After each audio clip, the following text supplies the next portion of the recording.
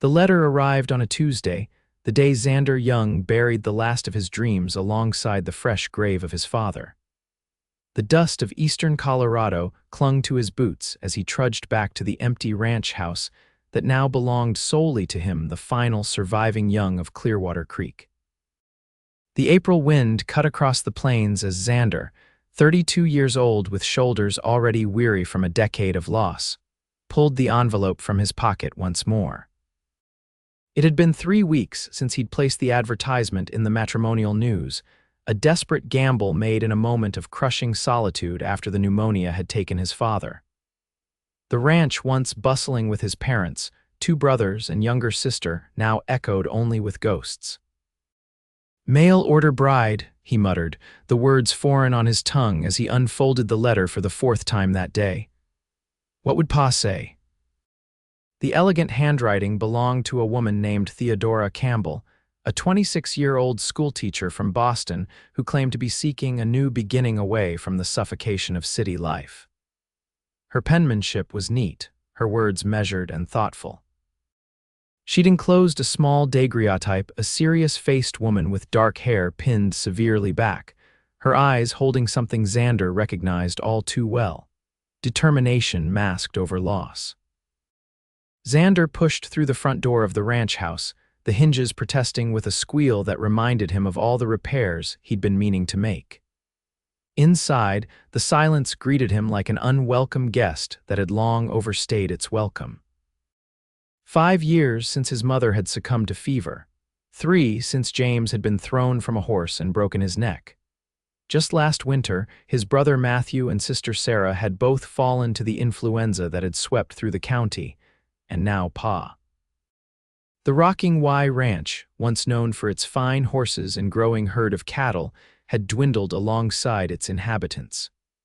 The hands had left one by one as Xander could no longer afford to pay them.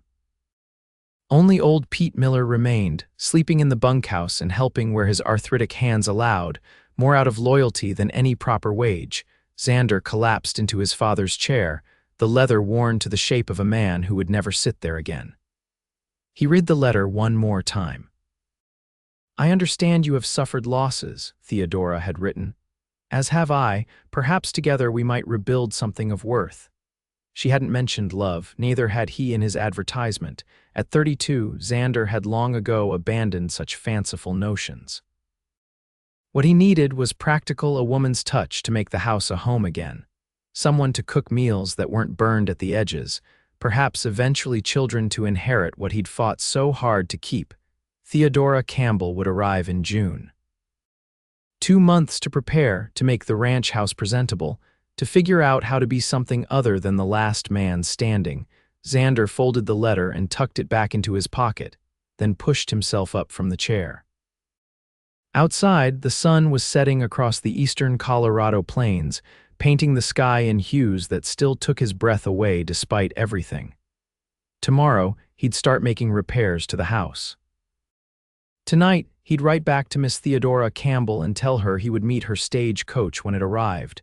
For the first time in years, Xander felt something stir in his chest, not hope exactly, but perhaps its distant cousin. The stage coach rattled and pitched as it made its way along the rutted trail toward Clearwater Creek. Theodora Campbell clutched her reticule with white-knuckled hands, her stomach churning from the endless jolting and the knowledge that with each mile she was drawing closer to a man she'd never met, a man who would be her husband before the week was out. "Almost there, miss," the driver called down through the open window. "Clearwater Creek's just beyond that rise." Theodora attempted a smile at her fellow passengers, an older couple returning from visiting their daughter in Denver, and a traveling salesman who'd spent most of the journey extolling the virtues of his patented hair tonic. None of them knew her situation, and she preferred to keep it that way. Boston seemed a lifetime away now. The school where she'd taught for 8 years, the small apartment she'd shared with her father until his heart had given out last autumn. The whispers that followed her after she'd broken off her engagement to Edward Preston upon discovering his gambling debts, and the mistress he kept in a house on the other side of town. At 26, Theodora had faced the stark reality of her situation. A spinster teacher with no family, dwindling funds, and a reputation tarnished by scandal not of her making. When she'd seen the advertisement rancher seeks practical woman as wife. Ranch in eastern Colorado offers fresh start. References exchanged, it had seemed like Providence. The stagecoach crested the hill, and Clearwater Creek appeared below a modest collection of buildings strung along a main street, the afternoon sun glinting off a few glass windows. It was smaller than she'd imagined, nothing like the bustling streets of Boston. "Lord, give me strength," she whispered, pressing a hand against the cameo at her throat, her mother's, the only thing she had left of the woman who died when Theodora was just 14.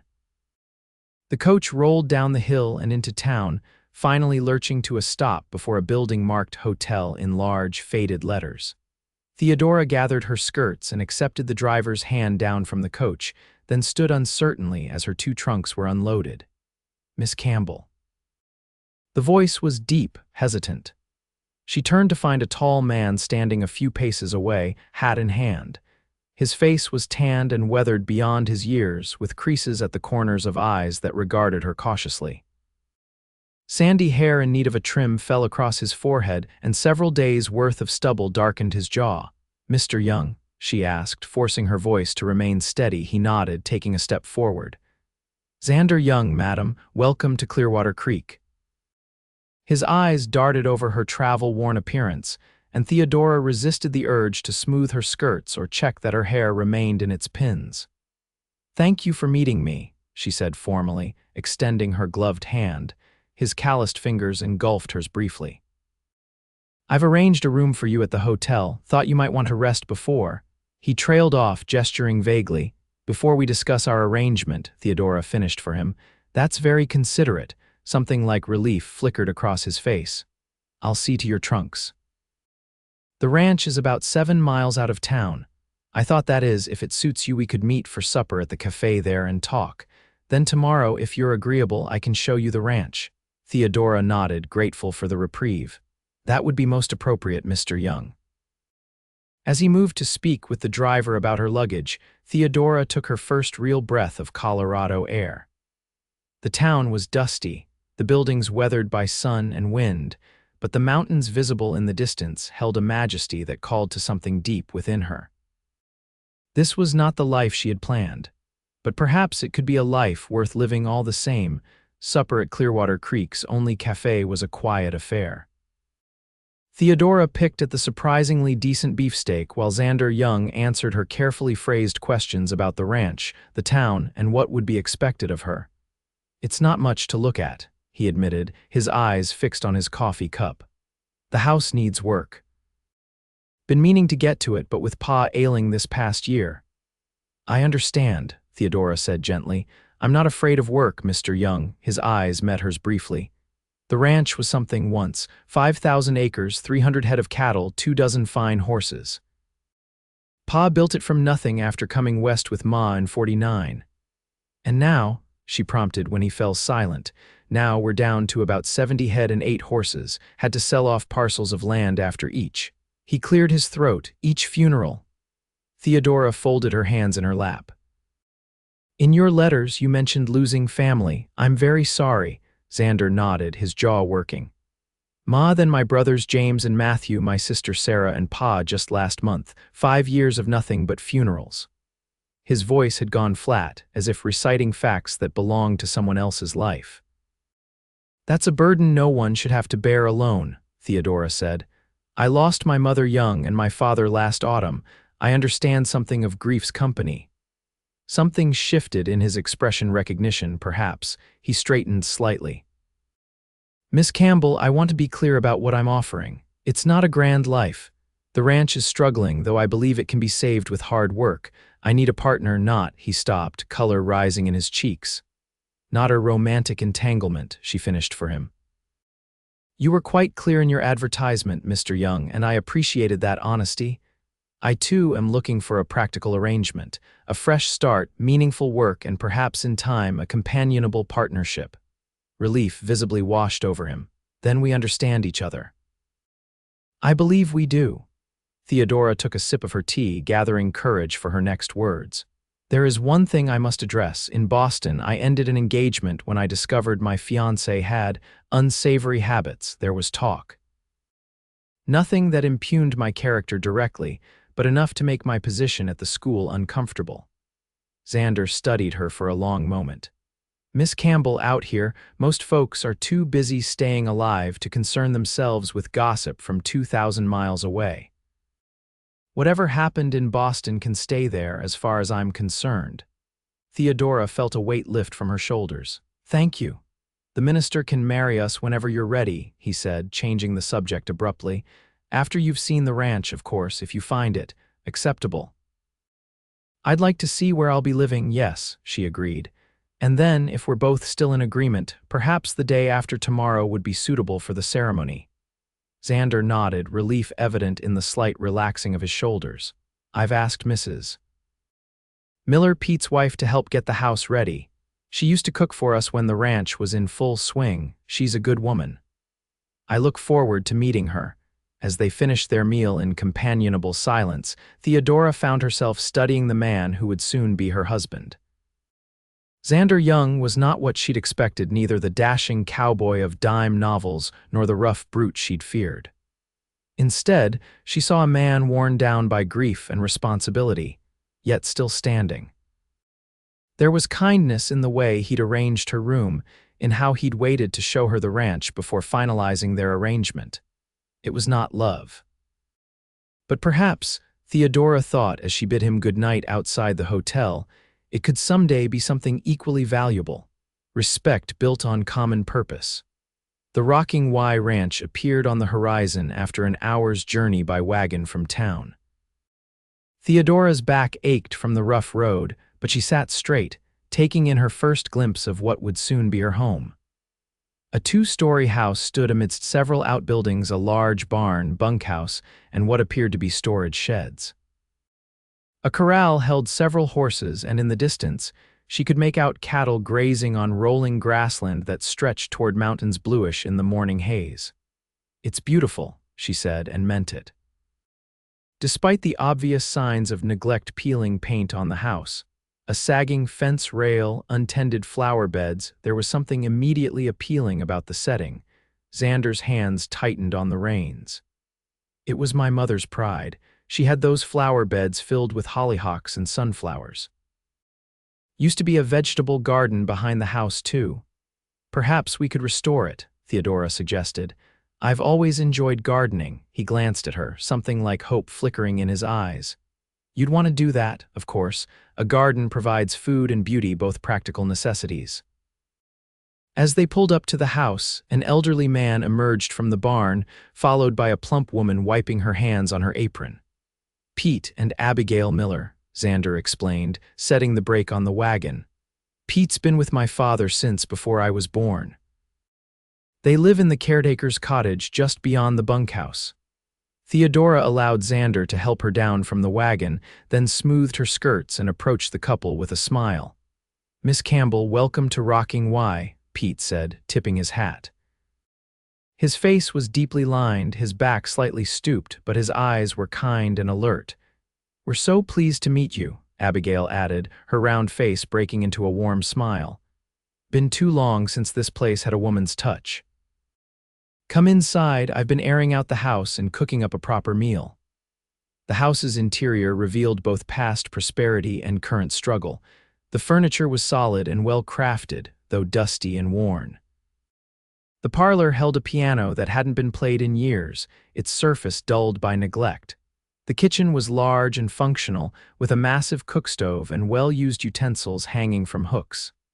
This was my mother's domain, Xander said quietly as they stood in the kitchen doorway. She taught all of us to cook, said no young should ever go hungry for lack of knowing how to feed themselves. A wise woman, Theodora commented.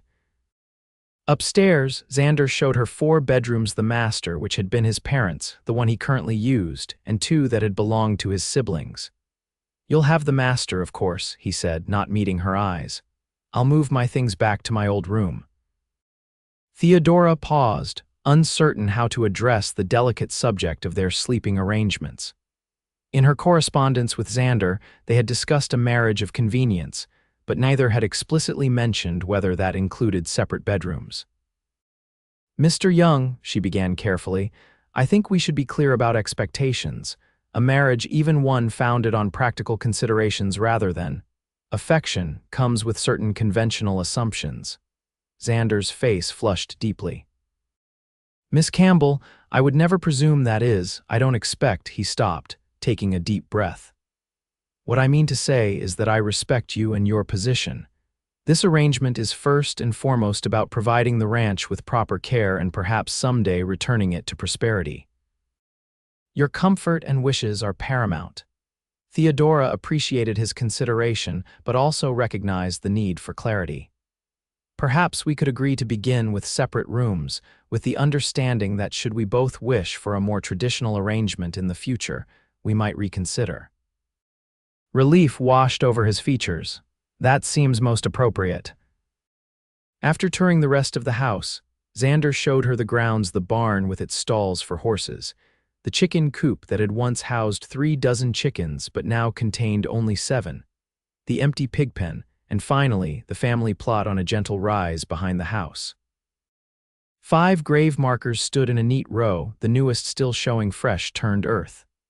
Xander removed his hat as they approached, and Theodora automatically bowed her head. Sarah was the youngest, Xander said quietly. Just 19 when the influenza took her. She loved to sing. Matthew was teaching her to play guitar, his voice caught. James was the best horseman in the county, and Ma, she held us all together. Theodora let him speak, recognizing his need to share these pieces of his family with her. When he fell silent, she asked gently, "And your father?" "Stubbornest man I ever knew," Xander said, a hint of a smile touching his lips. "Built this place with nothing but determination and Ma's belief in him. Even when we started losing everyone, he refused to give up. His heart was broken, but he wouldn't let the ranch go." "That strength lives in you," Theodora observed. Xander looked startled, as if the thought had never occurred to him. "I'm just doing what needs doing." "That's what strength is, Mr. Young." They stood in silence for a moment longer before Xander cleared his throat. "Have you seen enough to make your decision, Miss Campbell? I'll understand if you find the ranch too remote or the prospects too difficult." Theodora looked around at the land, spreading in all directions, the mountains in the distance, the creek glinting in the sun, the house that had known both joy and sorrow. She thought of Boston, of the life she'd left behind, and felt the stirring of something she hadn't expected. Possibility. "I believe I have, Mr. Young," she said, "and my answer is yes, I would like to proceed with our arrangement." His shoulders relaxed infinitesimally. "Then I'll speak with Reverend Porter this afternoon. Would tomorrow at 11 be acceptable?" "Perfectly acceptable," Theodora replied, surprised by the steadiness of her own voice. Tomorrow she would become Mrs. Xander Young, mistress of a struggling ranch in a land she barely knew, wife to a man who was still largely a stranger. Yet somehow the prospect filled her not with dread, but with a quiet determination. Here was purpose. Here was a chance to build something meaningful from the ashes of all they'd lost. The wedding took place in Clearwater Creek's small white church with only Pete and Abigail Miller as witnesses. Theodora wore her best dress, navy blue silk, that had been her traveling outfit when she'd first arrived, and carried a small bouquet of wildflowers that Abigail had gathered that morning. Xander appeared in a clean black suit that had belonged to his father, recently altered by the town's seamstress to fit his taller frame. Reverend Porter, a kindly older man with rheumy eyes and a gentle voice, performed the ceremony with dignified efficiency. When he pronounced them man and wife, Xander hesitated only briefly before leaning forward to place a chaste kiss on Theodora's cheek. "Mrs. Young," he said afterward, the name sounding strange and yet right somehow. "Mr. Young," she replied with a small smile, accepting his arm as they walked out into the June sunshine. There was no celebration, no wedding breakfast or gathering of friends. Instead, they collected Theodora's trunks from the hotel and drove back to the ranch in the wagon, Pete and Abigail following in their own buggy. "I hope you won't mind," Xander said as they neared the ranch. but Abigail insisted on preparing a special supper tonight. Said a wedding day deserves something better than ordinary fare. That's very kind of her, Theodora replied. I look forward to learning from her about running the household. Xander nodded, his eyes on the road ahead. She's eager to help, they both are. Pete and Abigail never had children of their own. In some ways, they've been like extra parents to all of us young children. I'm glad, Theodora said softly. Everyone needs family. A shadow crossed his face at that, but he said nothing more as they passed through the ranch gates. That evening, over Abigail's roast chicken and berry pie, Pete raised a glass of cider. To Mr. and Mrs. Young, may the rocking Y rise again under your care. Here, here, Abigail added warmly. It does my heart good to see life coming back to this place. After the Millers had returned to their cottage, Theodora and Xander sat awkwardly in the parlor, the silence between them stretching uncomfortably. Would you like me to make tea? Theodora finally offered. That would be nice, Xander said, rising automatically. I'll stoke the fire. In the kitchen, Theodora took her time preparing the tea, using the familiar ritual to calm her nerves. This was her home now. This man was her husband. Somehow, they would build a life together, even if it began as strangers sharing space rather than hearts. When she returned with the tea tray, Xander had added logs to the fire and lit a lamp, casting the parlor in warm light. He took the cup she offered with murmured thanks. I've been thinking, he said after a moment, about what needs doing first. The vegetable garden, like you mentioned. And the chicken coop needs repairs. We should order more hens from the mercantile in town. Theodora nodded. I agree. Fresh eggs and vegetables would reduce our dependence on purchased goods, and perhaps we might consider how to increase the cattle herd gradually. Xander looked at her with something like surprise. You know about ranching? Very little, she admitted. But I understand economics. My father was an accountant, and he taught me the principles of sound financial management. I kept his books in his later years. Interest sparked in his eyes. The ranch books are a mess. I've tried, but he shrugged helplessly. Numbers were never my strong suit. I'd be happy to review them, Theodora offered. Perhaps together we can develop a strategy for rebuilding. For the first time since they'd met, Xander smiled, fully a transformation that lightened his entire face and revealed a dimple in his right cheek. Mrs. Young, I believe this arrangement may work out better than either of us anticipated. Theodora found herself smiling in return, a warmth spreading through her that had nothing to do with the tea or fire. I believe you may be right, Mr. Young. That night, in the master bedroom that now belonged to her, Theodora stood at the window looking out at the vast starlit sky. The silence was different from Boston's no clattering carriages or distant factory whistles, just the occasional lowing of cattle and the whisper of wind through prairie grass. She thought of the man sleeping down the hall, her husband in name, still a stranger in most ways that mattered. Yet there had been moments today when something had shifted between them, hints of the partnership they might build if given time and patience. It was not the life she had once imagined, not the love she had once thought essential. But as she climbed into the bed that had belonged to Xander's parents, Theodora felt the first tentative unfurling of hope, not just for herself, but for the silent ranch that had known too much loss and too little joy. Summer unfolded across the Colorado plains, bringing scorching days and the hard work of ranch revival. Theodora rose each morning before dawn, determined to prove her worth to both herself and Xander. She learned to gather eggs without being pecked, to make soap from lye and rendered fat, to bake bread in the temperamental oven, and to manage a household with resources far more limited than she was accustomed to. Xander, for his part, seemed to gain energy with each passing week. Together they had reviewed the ranch books and developed a careful plan for gradual expansion. They would focus first on rebuilding the chicken flock, restoring the vegetable garden, and ensuring the existing cattle herd remained healthy. Only when these foundations were secure would they consider purchasing additional livestock. You've got a good head for business, Xander had told her one evening as they sat at the kitchen table surrounded by ledgers. Pa would have appreciated that. Theodora had flushed with unexpected pleasure at the compliment. My father always said that prosperity comes from patience and planning, not hasty gambles. Wise man, Xander had replied, his eyes holding hers a moment longer than necessary before returning to the columns of figures before them. Such moments had become more frequent brief connections that suggested the possibility of something deeper developing between them. They still maintained separate bedrooms, still addressed each other with formal Mr. and Mrs. When not in public, but the awkwardness of those first days had given way to a comfortable rhythm of shared work and purpose. On a sweltering July afternoon, Theodora was in the garden she'd resurrected, weeding around young tomato plants when the sound of approaching horses drew her attention. Shading her eyes, she saw Xander returning from checking the northern pasture, accompanied by Pete on his aging mare.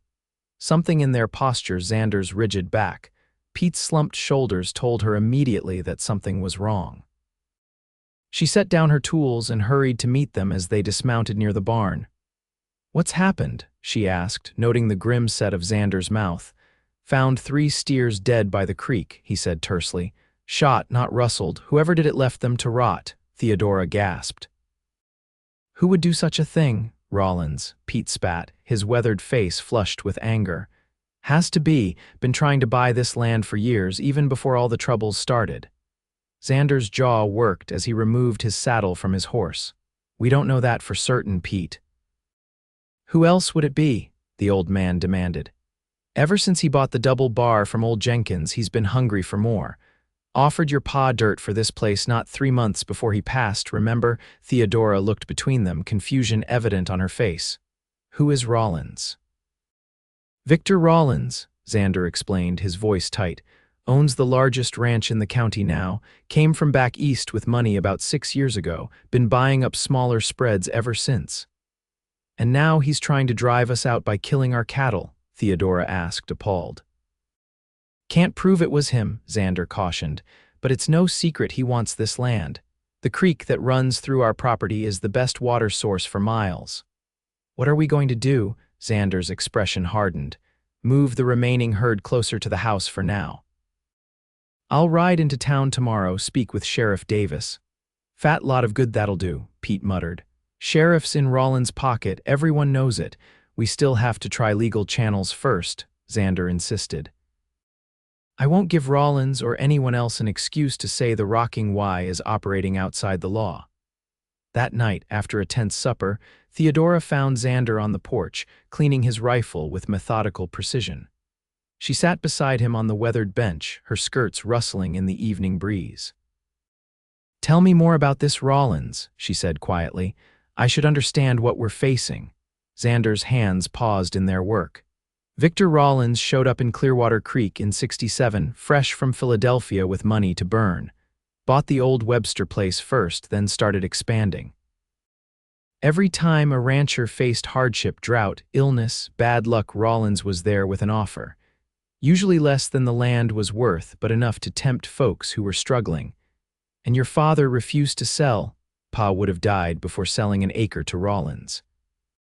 Said there was something not right about the man or his money." Xander resumed cleaning the rifle. "After Ma died, Rollins came around, thinking Pa might be vulnerable, got himself thrown off the property at gunpoint for his trouble." Theodora considered this. "You said he came from Philadelphia with money. Do you know anything about his background?" Xander shook his head. "Not much. He presents himself as a gentleman rancher, but Pete says he doesn't know one end of a cow from the other. Has a foreman who runs the actual operation." "And you truly believe he might be behind the killing of our cattle?" "I don't know," Xander admitted. "It seems extreme even for Rollins, but those steers were deliberately shot and left. Someone wanted to send a message." Theodora placed a hand on his arm, feeling the tension in his muscles. "Whatever happens, we'll face it together. This is my home now too, and I won't see it taken from us." Xander looked at her, surprise and something warmer flickering in his eyes. "Thank you," he said simply, but the word carried weight. They sat in companionable silence as darkness fell, the vast canopy of stars emerging overhead. Theodora was acutely aware of Xander beside her, his scent of leather and soap, the steady rhythm of his breathing, the occasional brush of his sleeve against hers as he worked. "My father used to say that stars are the eyes of those we've lost, watching over us," she said softly, Xander's hands stilled. "That's a nice thought, lot of eyes watching the rocking Y then."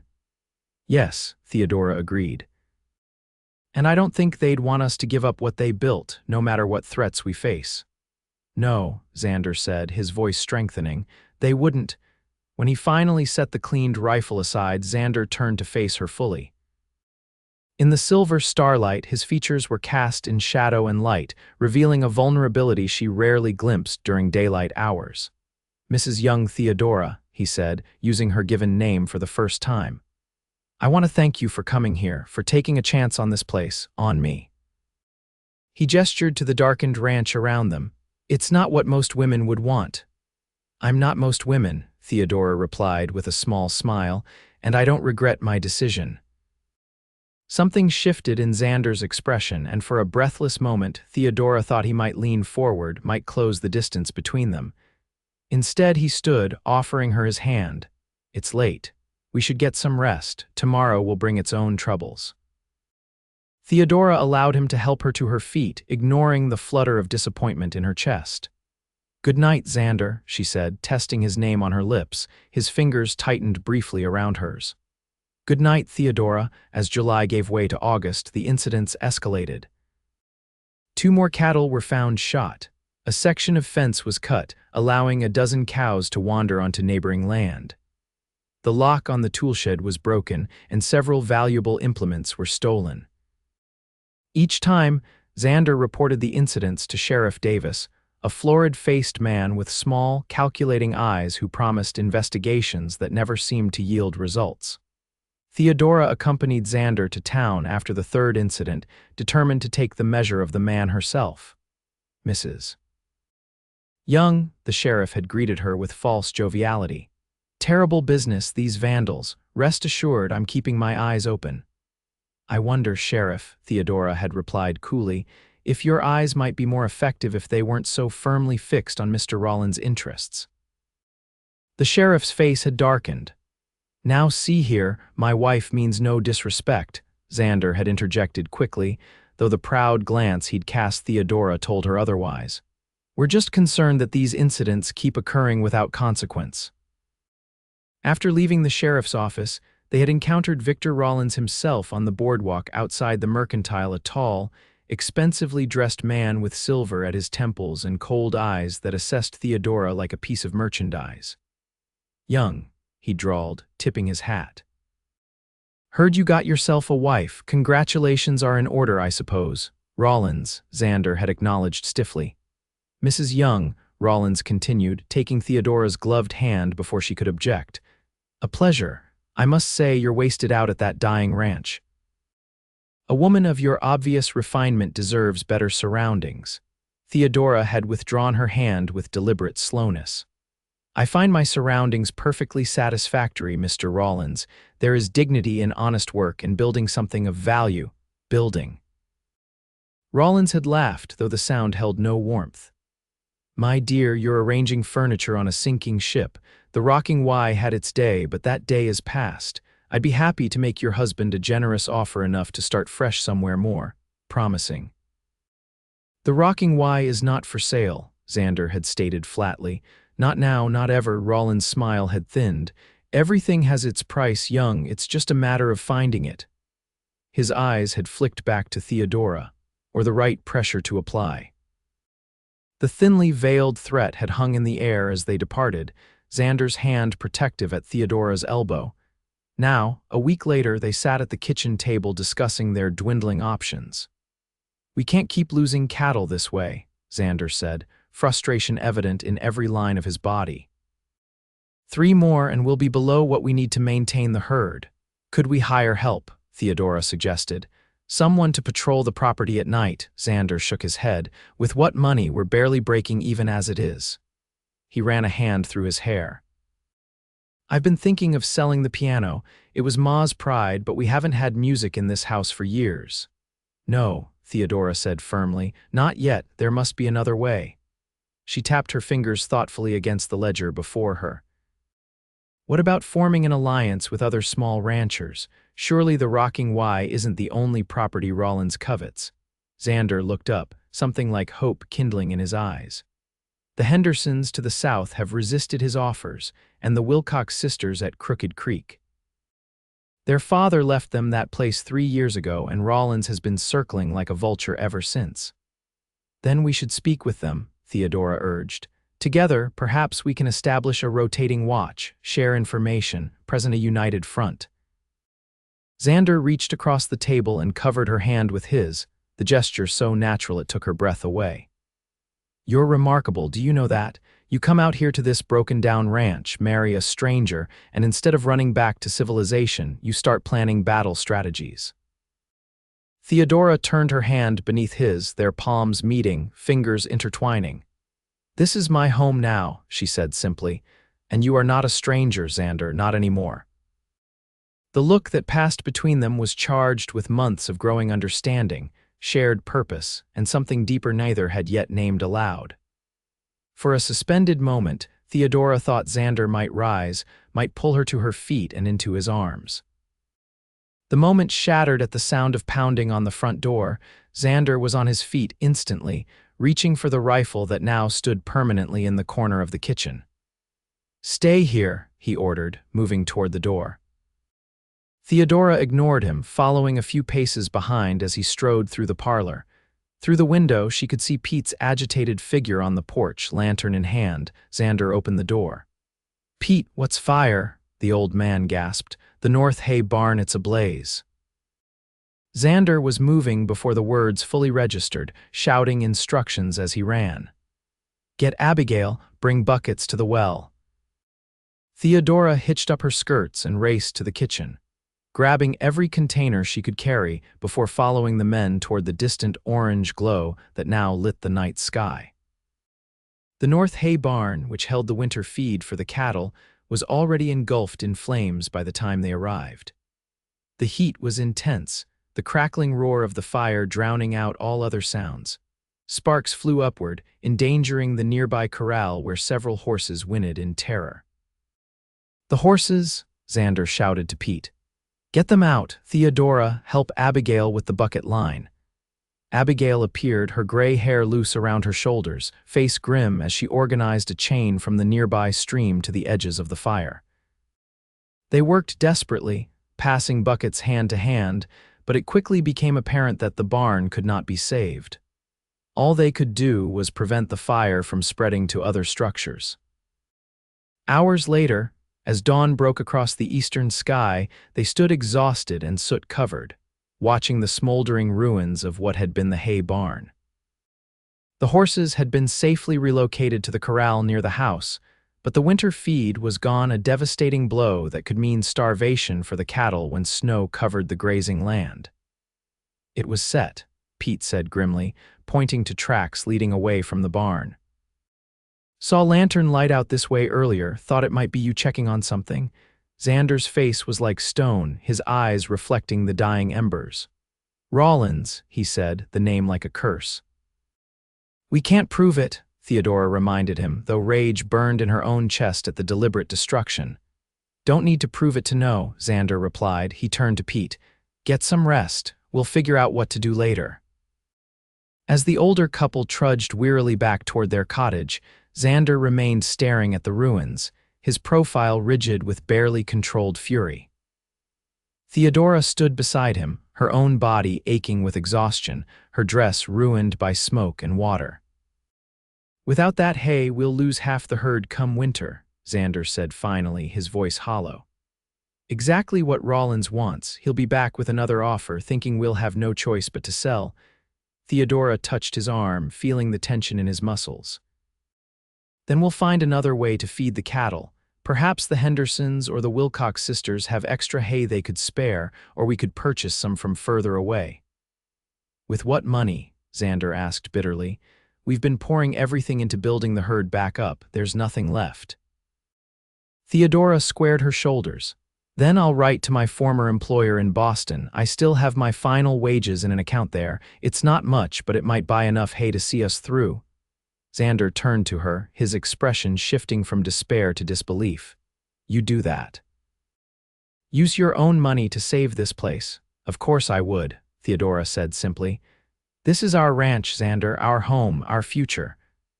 Something broke in Xander's expression than the careful distance he'd maintained even as they'd grown closer over the summer months. With a sound that was half groan, half sob, he pulled Theodora against his chest, his arms encircling her with desperate strength.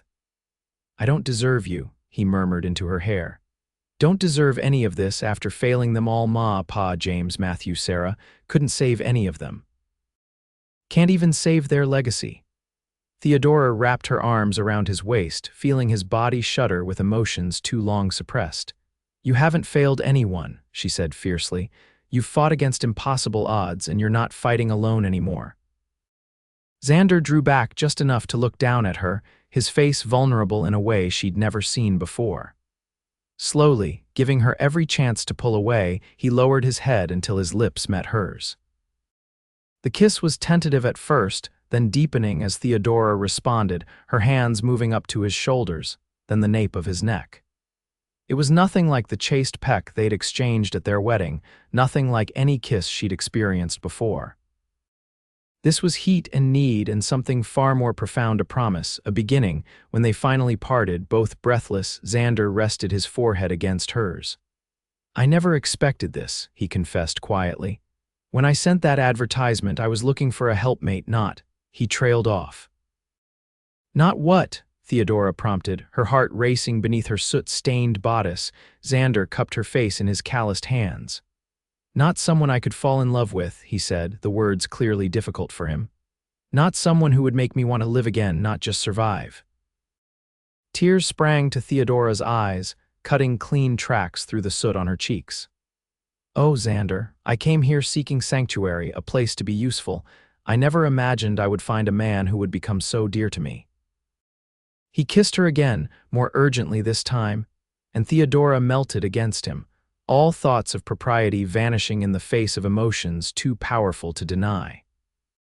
They stood thus, locked in each other's arms against the backdrop of destruction, two people who had found in each other the strength to face whatever came next. Finally, exhaustion forced them apart.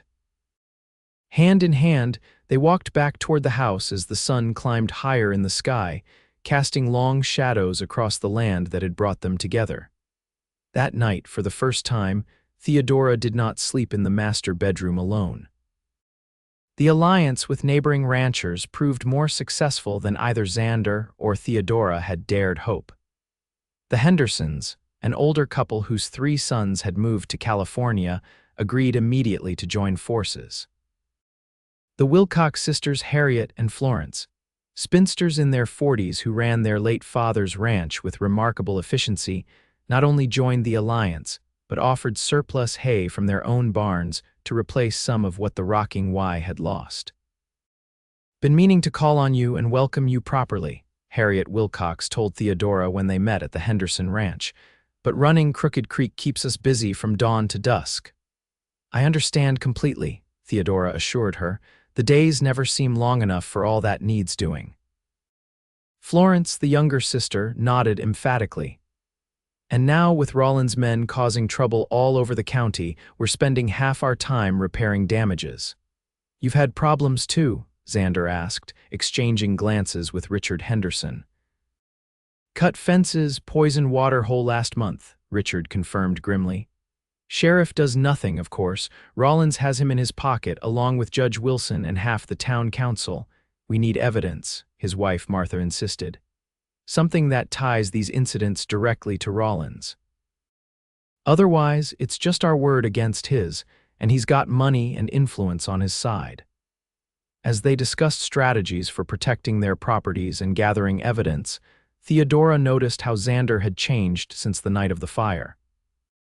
There was new purpose in his stride, new determination in his voice. And when their eyes met across the Hendersons' parlor, the warmth there made her cheeks flush despite the seriousness of their discussion. Their relationship had transformed in the weeks since that first kiss. The separate bedrooms stood empty now as they shared the master bedroom, discovering in each other a passion neither had anticipated when they'd agreed to their practical arrangement. More than that, they'd found in each other true partners, Xander respecting Theodora's intelligence and insight, Theodora admiring Xander's unwavering dedication to his family's legacy. Together with their new allies, they established a rotation of armed men patrolling the boundaries where their properties met. Pete, despite his years, insisted on taking shifts alongside younger hands from the Henderson and Wilcox ranches. Theodora worried about the strain on the old man, but Xander assured her that the responsibility had rejuvenated Pete, giving him purpose he'd lacked since the ranch had fallen on hard times. "He loves this land almost as much as Pa did," Xander told her one evening as they sat on the porch after supper, his arm around her shoulders. "Says he was born to die with his boots on, not wasting away in a rocking chair." Theodora leaned against her husband's solid warmth. "He reminds me of my father, stubborn to the end." September brought cooler weather and a brief respite from troubles. The cattle grew fat on late summer grass, and the hens Theodora had purchased were laying well. The vegetable garden yielded a bounty that Abigail helped preserve for winter. Jars of tomatoes, pickled beans, and dried corn lined the pantry shelves. The piano that had stood silent for years now rang with music again as Theodora played in the evenings, teaching Xander the songs her mother had taught her. For a few precious weeks, it seemed as though the rocking Y might truly be finding its way back to prosperity. The shadow of Rollins receded as no new incidents occurred, and Theodora dared to hope that their alliance had discouraged further aggression. That hope shattered on a crisp October morning when Pete burst into the kitchen where Theodora was kneading bread dough. "Rustlers." He gasped, his weathered face flushed. At least 6 of them, taking the herd from the north pasture. Xander was out checking fences with one of the Henderson boys. Theodora wiped her hands on her apron, mind racing. "How many cattle?" "Most of the herd, 30 head or more," Pete said, already moving toward the gun rack. "Saw them from the ridge. They're driving them north toward the Canyon Pass." Theodora felt cold fear grip her heart. The Canyon Pass led to a maze of ravines where cattle could easily be hidden until brands were altered. Once through that pass, the stolen cattle would be lost forever. "We need to get word to Xander," she said, pulling off her apron.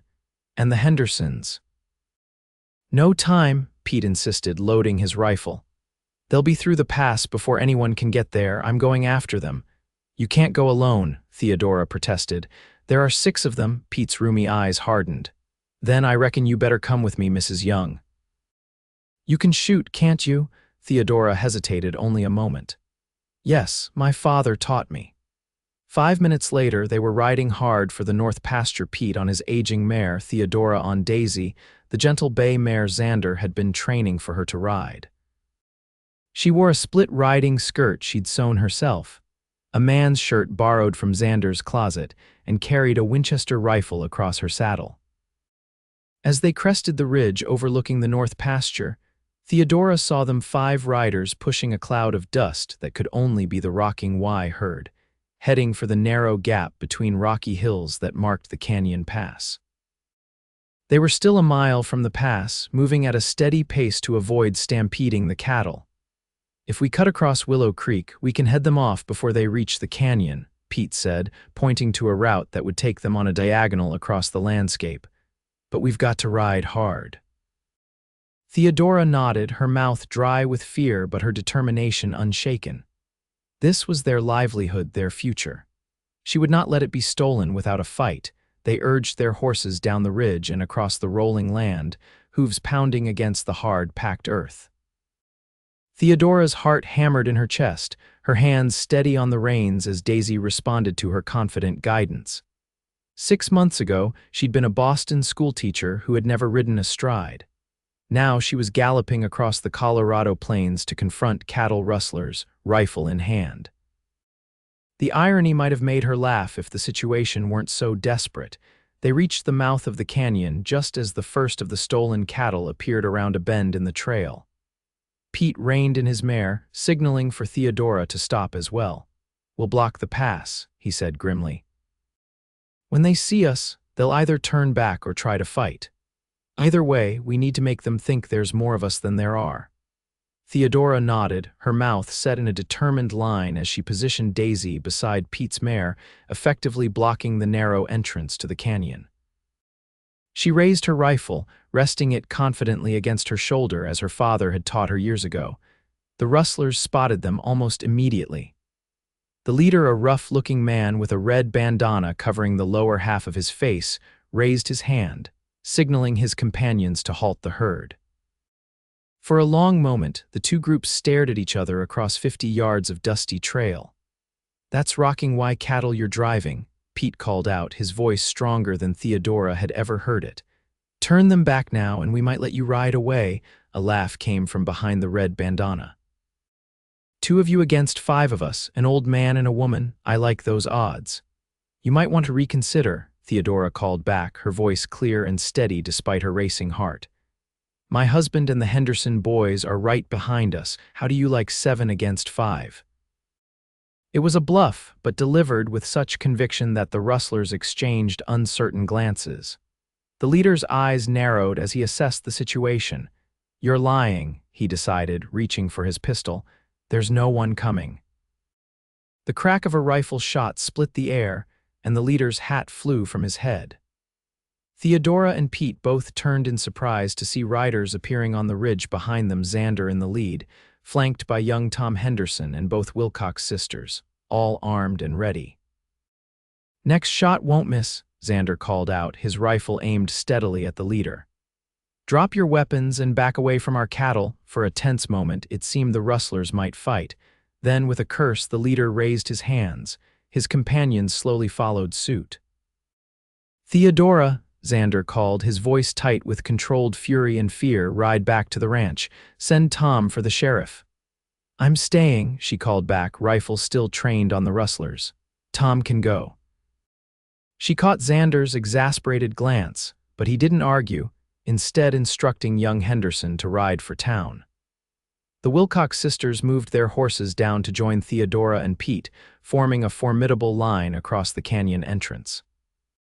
"You ladies are full of surprises," Pete muttered, admiration evident in his voice. "Father taught us to shoot before he taught us to sew," Harriet Wilcox replied crisply. "Said it was more useful on the frontier." Under the combined watch of Xander, Pete, Theodora, and the Wilcox sisters, the rustlers were disarmed and bound. As they waited for the sheriff to arrive, Theodora studied the captured men carefully, noting details of their appearance and clothing. "That one," she said quietly to Xander, nodding toward a thin man with a scar across his cheek. "He works for Rollins. I saw him in town last week, loading supplies into a wagon with the Double Bar brand." Xander's expression hardened. "You're sure?" "Positive." "And the one with the red bandana, his boots are too fine for an ordinary rustler. Hand-tooled leather, silver spurs. Those cost more than most cowhands make in a month." "Good eye," Xander murmured, pride evident in his voice despite the gravity of the situation. "That might be the connection we need." When Sheriff Davis finally arrived, he seemed distinctly uncomfortable to find 5 rustlers caught red-handed with rocking Y cattle. His discomfort increased visibly when Harriet Wilcox pointedly mentioned that she'd written to her cousin, a federal marshal in Denver, about the ongoing problems with rustling and sabotage in the county. "We expect these men to be held for trial," Xander said firmly. "And we want a full investigation into who hired them." "Now see here, Young," the sheriff blustered, "you can't go accusing people without evidence." "One of these men works for the Double Bar," Theodora interjected smoothly. "I've seen him in town with Rollins' foreman." "I'd be happy to testify to that effect, as would several other witnesses." The sheriff's florid face paled slightly. "That's circumstantial at best."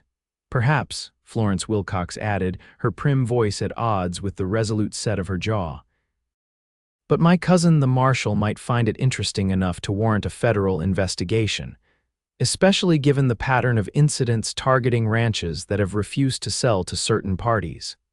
The implied threat hung in the air. Sheriff Davis tugged at his collar, clearly calculating his options. Finally, he nodded.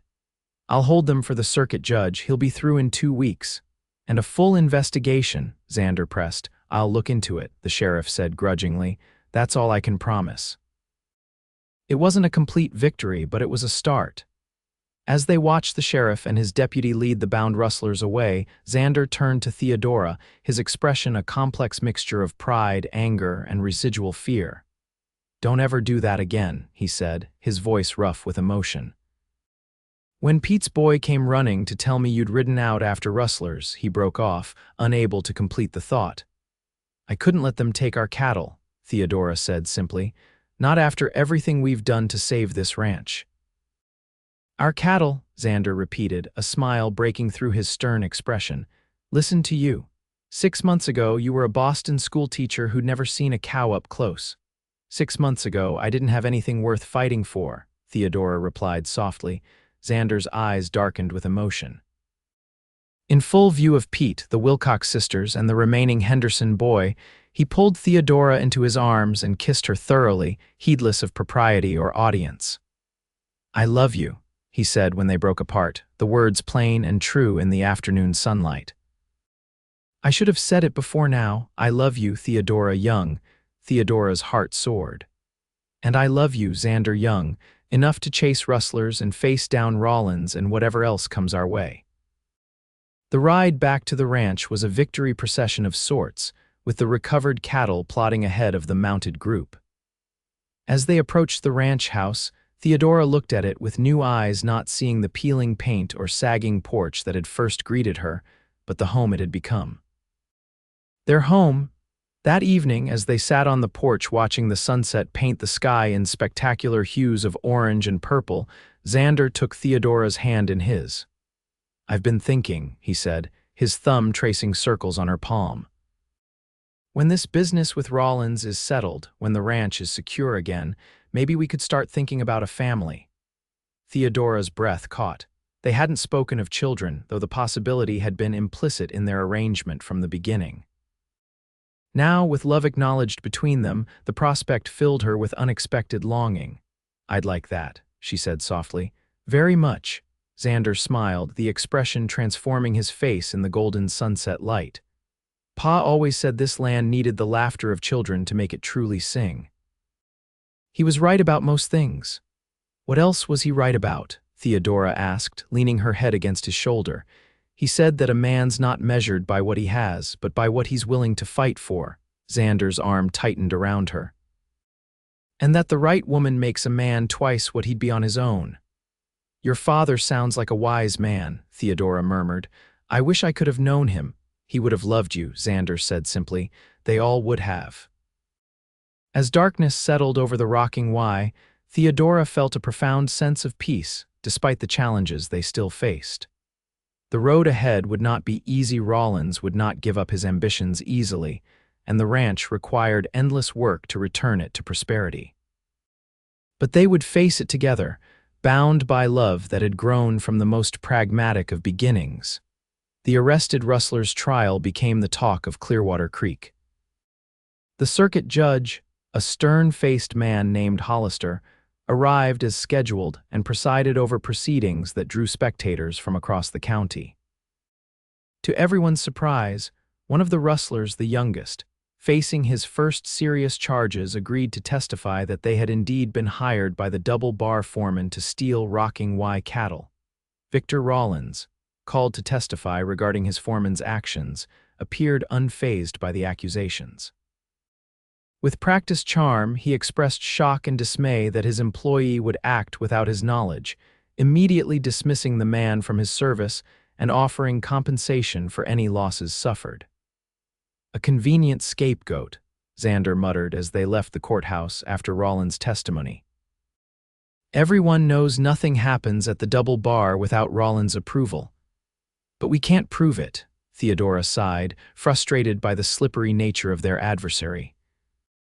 The rustlers were sentenced to 6 months in the territorial prison, but without direct evidence linking Rollins himself to the crimes, he walked away untouched.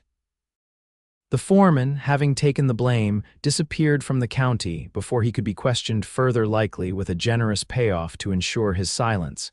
Harriet Wilcox speculated darkly. Yet the trial had unexpected consequences.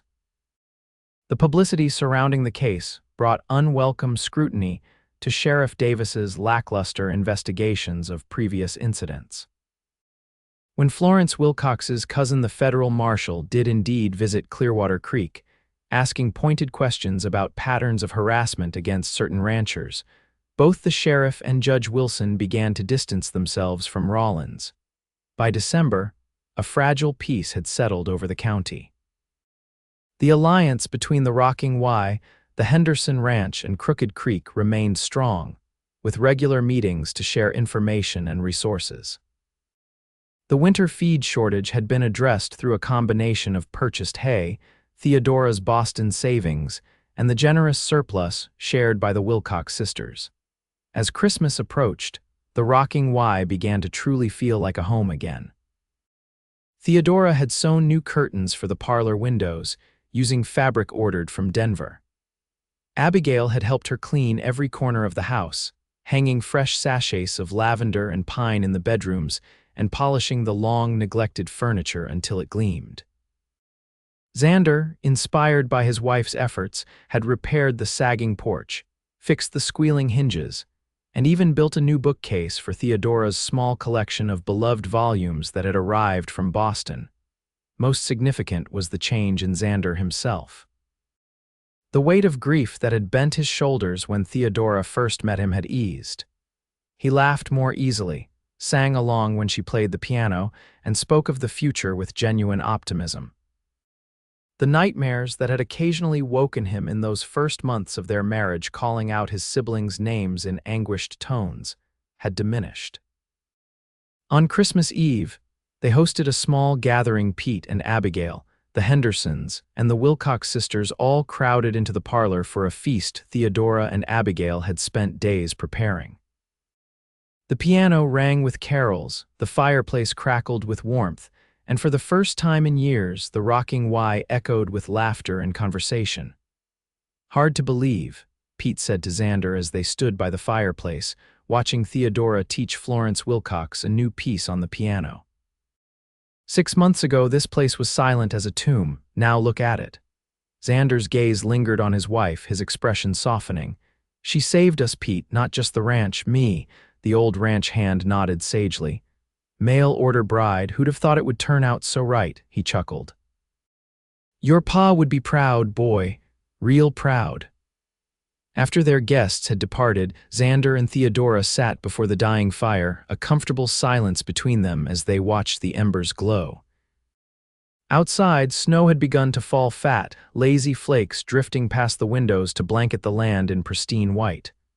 "I have something for you," Xander said finally, reaching into his pocket. "Wasn't sure when to give it to you, but tonight seems right." He handed Theodora a small package wrapped in brown paper and tied with twine. She opened it carefully to reveal a delicate silver locket, clearly antique, with a scrollwork pattern on its face. "It was my mother's," Xander explained, his voice husky with emotion.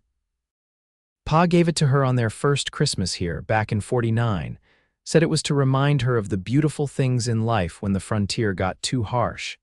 Theodora's eyes filled with tears as she opened the locket to find it empty. "It's beautiful, Xander. I'm honored."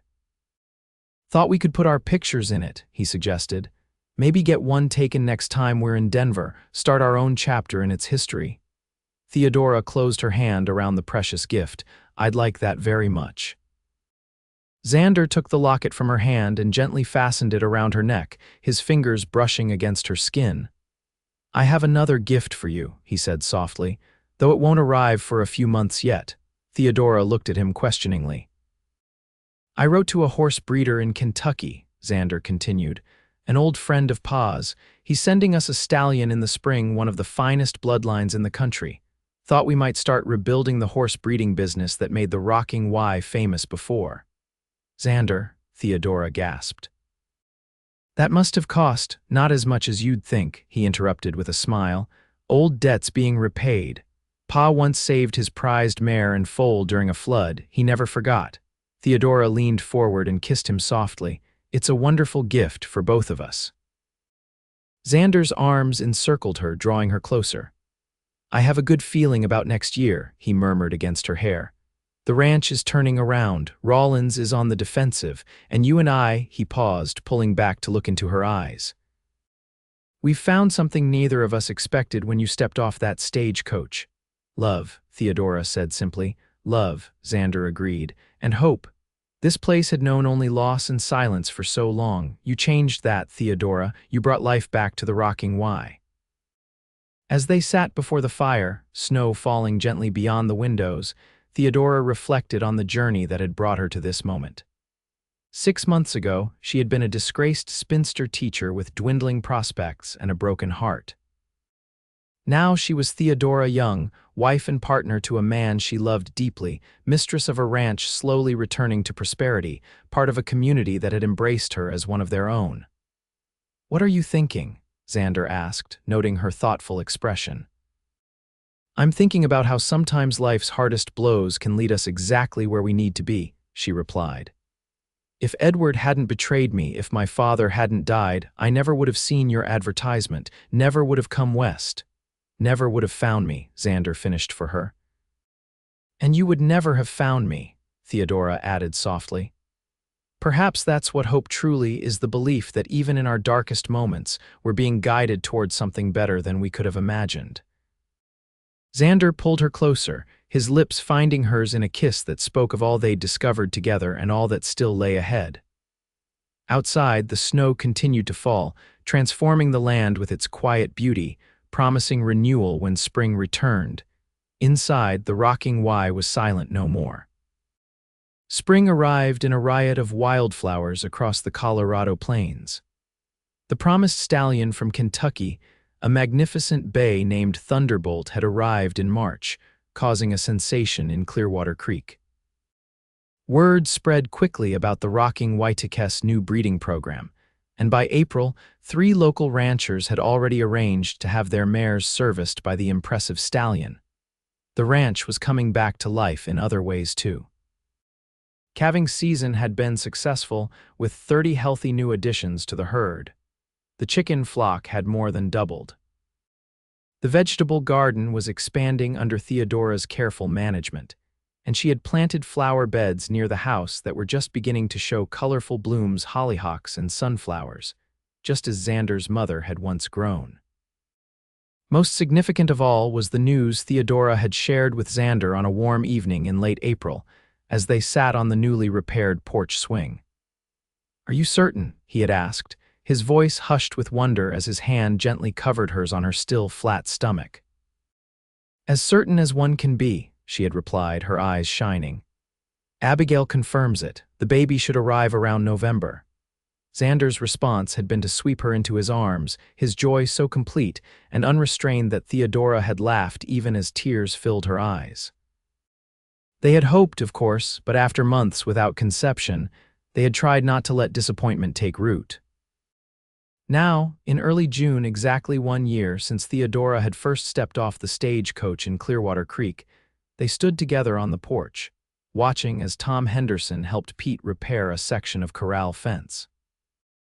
The ranch was hosting a gathering the following day to celebrate both their first wedding anniversary and the official launch of the Rocking Y breeding program. "Hard to believe it's been a year," Xander said, his arm around Theodora's shoulders. "Seems like you've always been here." "In some ways, I feel as though I have," Theodora replied, leaning into his embrace. Her hand drifted unconsciously to the slight swell of her abdomen, now just visible beneath her loosened dress. "As if my life before was merely preparation for finding my true home." Xander's hand covered hers.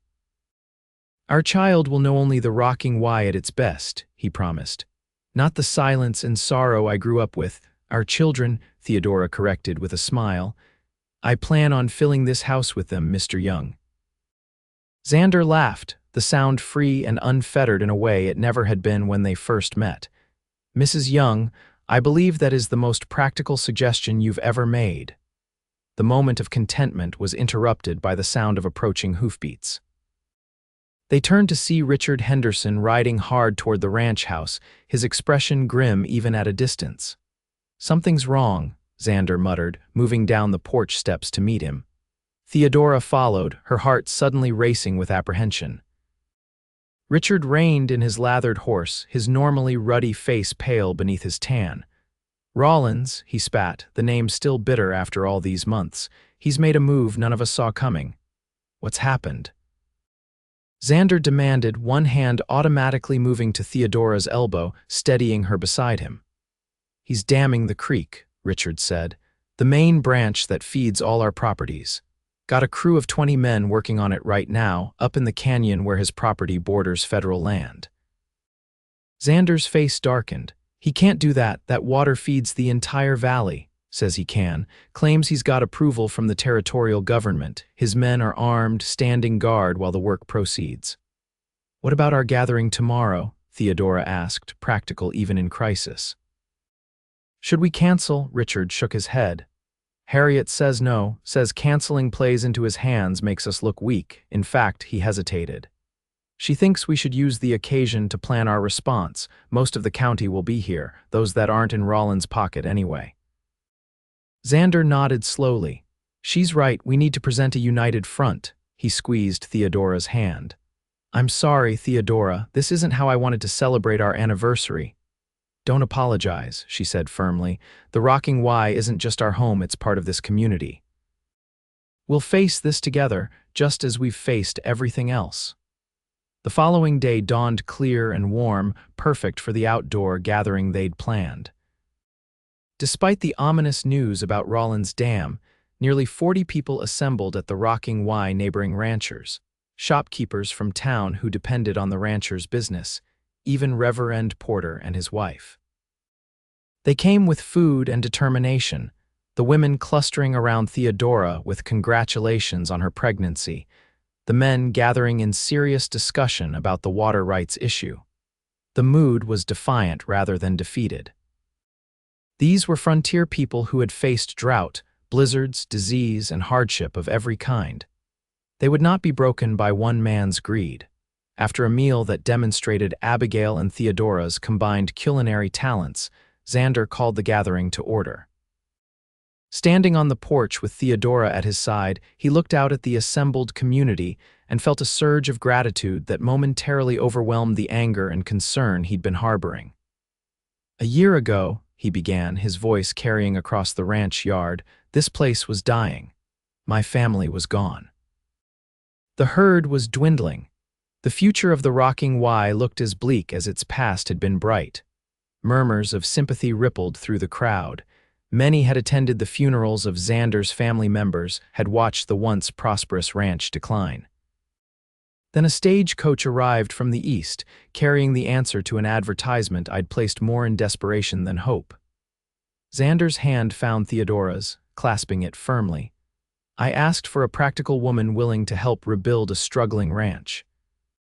What I got was a partner whose courage, intelligence, and heart have transformed not just the Rocking Y, but its owner as well." Theodora blushed at the public declaration, but her eyes shone with pride and love as she returned Xander's gaze. "Today, we celebrate not just our first year of marriage, but the rebirth of this ranch. The new breeding program, the expanded herd, the return of music and laughter to a house that had known only silence." Xander paused, his expression growing more serious.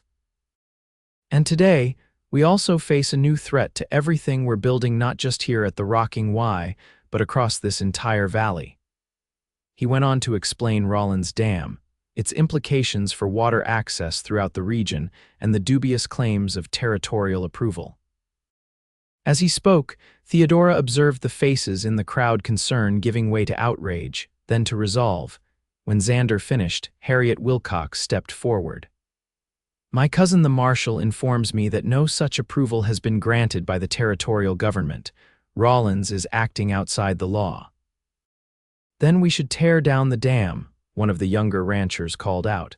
"Show him he can't push us around, and give him exactly the excuse he wants to escalate this into violence," Florence Wilcox countered sharply. "That's precisely what he's hoping for, that we'll act rashly and give him justification for whatever he plans next." "What do you suggest then, Miss Wilcox?" Richard Henderson asked. Florence and Harriet exchanged glances. "Legal action," Harriet said firmly. My cousin has put me in touch with a lawyer in Denver who specializes in water rights disputes. He's willing to represent our collective interests. A debate ensued, with some arguing for immediate action and others supporting the Wilcox sisters' more measured approach. Throughout it all, Theodora watched her husband the way he listened carefully to every perspective, the respect with which he treated even those whose opinions differed from his own. He had grown into a leader, she realized with pride, one whose strength came not from dominance but from a deep commitment to justice and community. Finally, as the discussion threatened to circle endlessly, Theodora stepped forward. "If I may," she said, her clear voice cutting through the overlapping conversations. The crowd quieted, turning toward her with curiosity. "A year ago I was a stranger here," she began, suddenly conscious of all the eyes upon her. "I knew nothing of ranching or water rights or the particular challenges of life in this beautiful but demanding land. What I did know was teaching how to manage a room full of children with competing needs and limited resources." A few chuckles rippled through the audience at the comparison. "One thing I learned quickly was that the most effective approach often combines multiple strategies. Perhaps that's what we need here." Theodora looked around the gathering, meeting each gaze directly. "Let the Wilcox sisters pursue legal action with their Denver lawyer. Meanwhile, a delegation should travel to the territorial capital to present our case directly to the governor. And here at home, we should organize a systematic documentation of the effects of the damming, how it impacts each ranch, each business in town, each family's ability to survive." Mrs. Young makes good sense, Reverend Porter spoke up. "The Lord helps those who help themselves and who use the good sense He gave them." Gradually, a consensus formed around Theodora's suggested approach. Committees were established, responsibilities assigned. The Wilcox sisters would coordinate with the Denver lawyer. Richard Henderson and 2 other respected ranchers would travel to the territorial capital. Theodora herself would oversee the documentation effort, collecting testimonials and evidence from affected parties. As the gathering began to disperse late in the afternoon, a sense of unified purpose had replaced the earlier anxiety. Rollins might have wealth and influence, but he had underestimated the community he sought to dominate.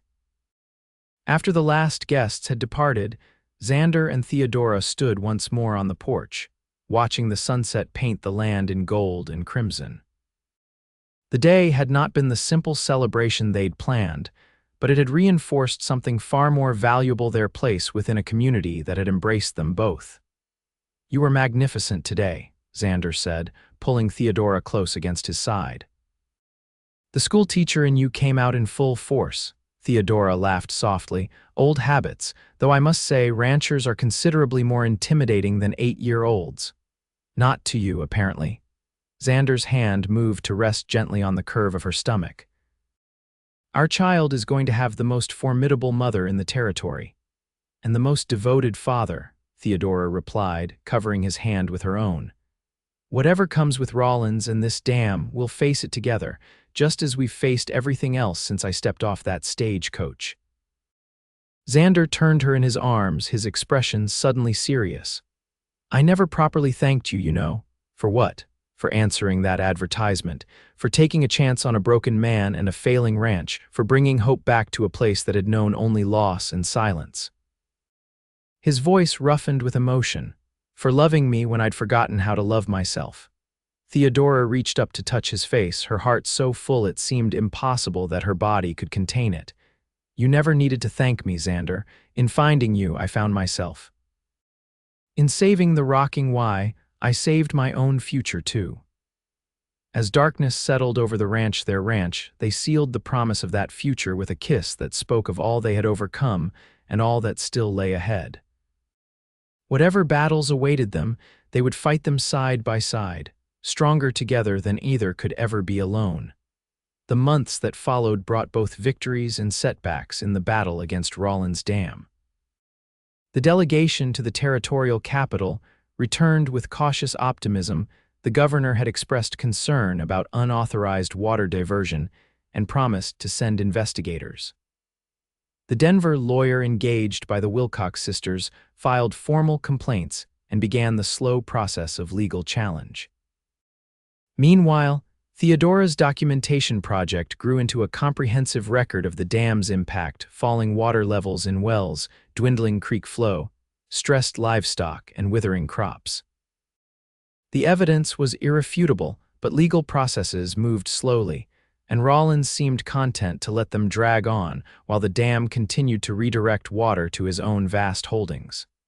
By September, tension in the county had reached a breaking point. Several smaller ranches, unable to sustain their operations with reduced water access, had been forced to sell predictably to Rollins or his representatives.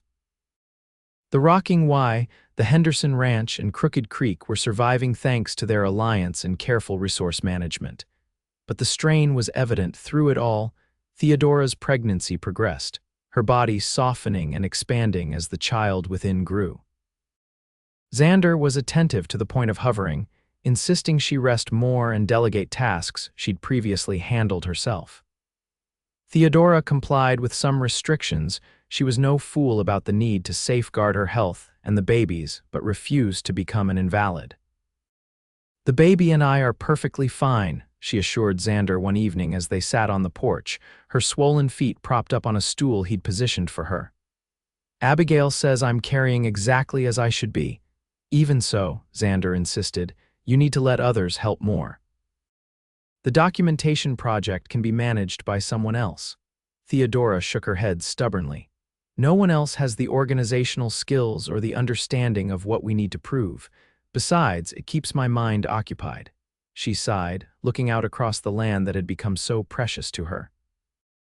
"I worry about what kind of world we're bringing this child into, Xander. If Rollins succeeds in controlling the water, he controls the entire valley.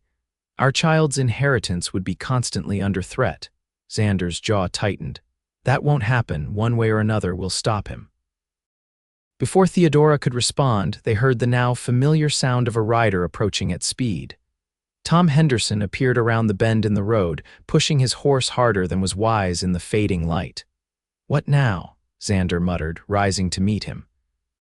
Tom reined in his lathered mount, his young face flushed with excitement rather than alarm. "It's happening," he called out, not bothering to dismount. "Federal marshals, a whole troop of them with papers from the territorial governor.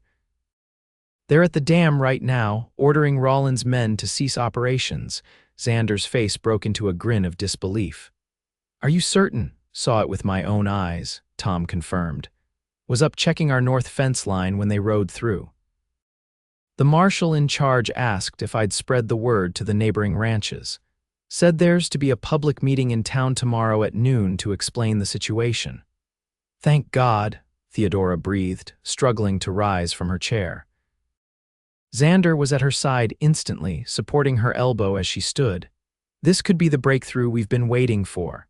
"Don't celebrate yet," Xander cautioned, though his eyes were alight with cautious hope. "Rollins won't give up easily, papers or no papers." Tom nodded in agreement.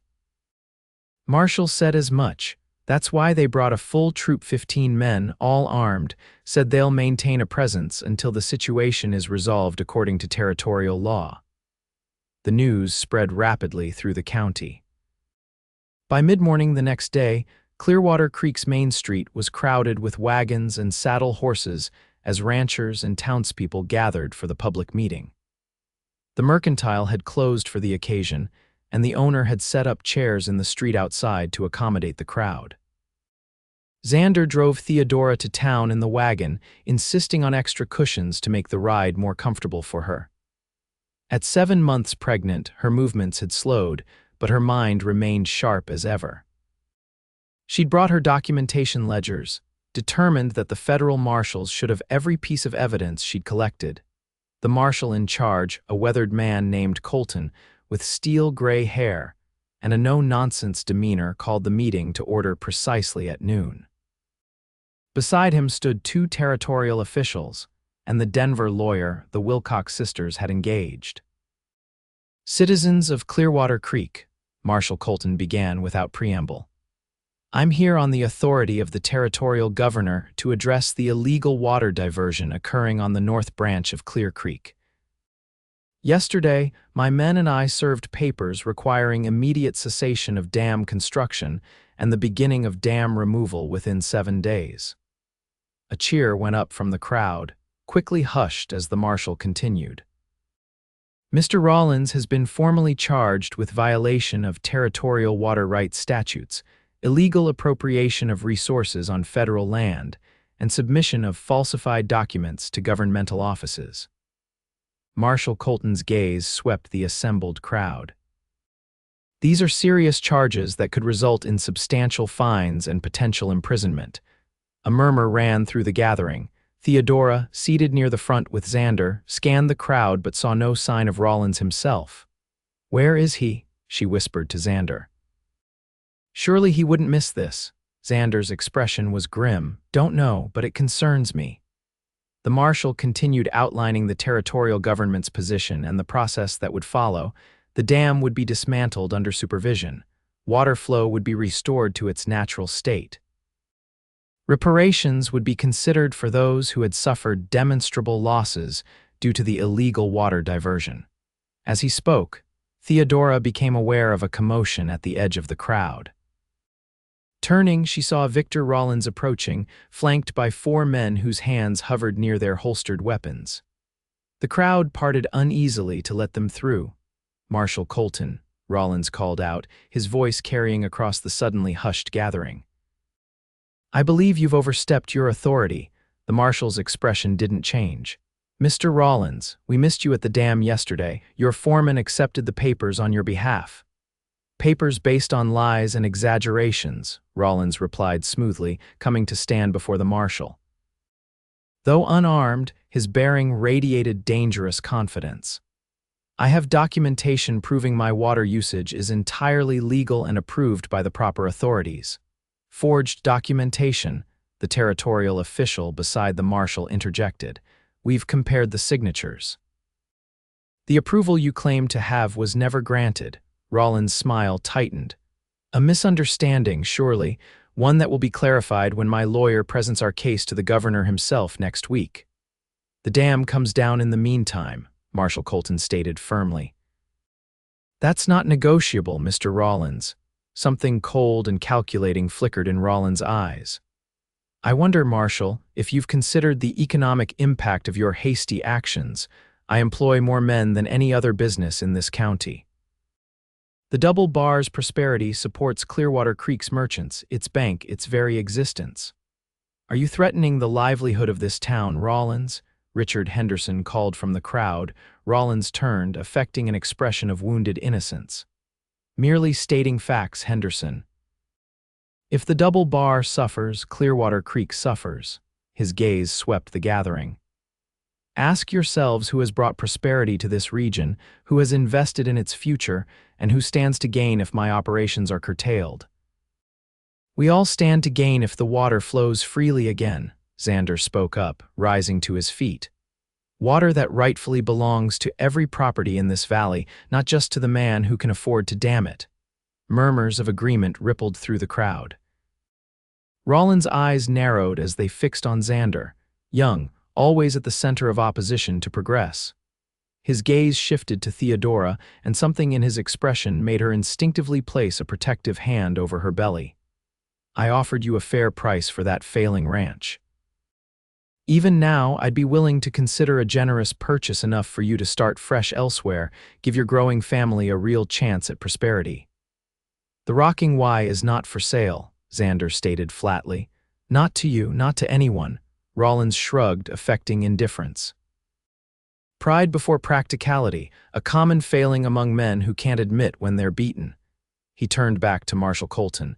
"You'll be hearing from my lawyers, Marshal. I suggest you proceed carefully in the meantime." With that, he and his men departed, leaving a wake of tension behind them. The meeting continued, but the earlier sense of victory had been tempered by Rollins' veiled threats and confident demeanor. As they drove back to the ranch afterward, Theodora noticed how quiet Xander had become. "You're worried," she observed. Xander nodded, his eyes on the road ahead. Rollins didn't seem like a man who's been defeated. He seemed like a man with another plan already in motion. What could he do? The marshals have legal authority. The evidence against him is overwhelming. I don't know, Xander admitted, but a cornered predator is at its most dangerous. We need to be vigilant. Theodora slipped her hand into his. We will be together. The dam removal began the following day under the watchful eyes of the federal marshals. Reports from those who witnessed it described Rollins as coldly furious but compliant, his men working alongside the territorial engineers to dismantle what they had built. At the Rocking Y, life continued its steady rhythm. Theodora, now in her 8th month of pregnancy, focused on preparing for the baby's arrival. Abigail helped her sew tiny garments and prepare the nursery in what had once been Sarah's room. Xander built a cradle, carefully carving the Rocking Y brand into its headboard, a symbol of the legacy their child would inherit.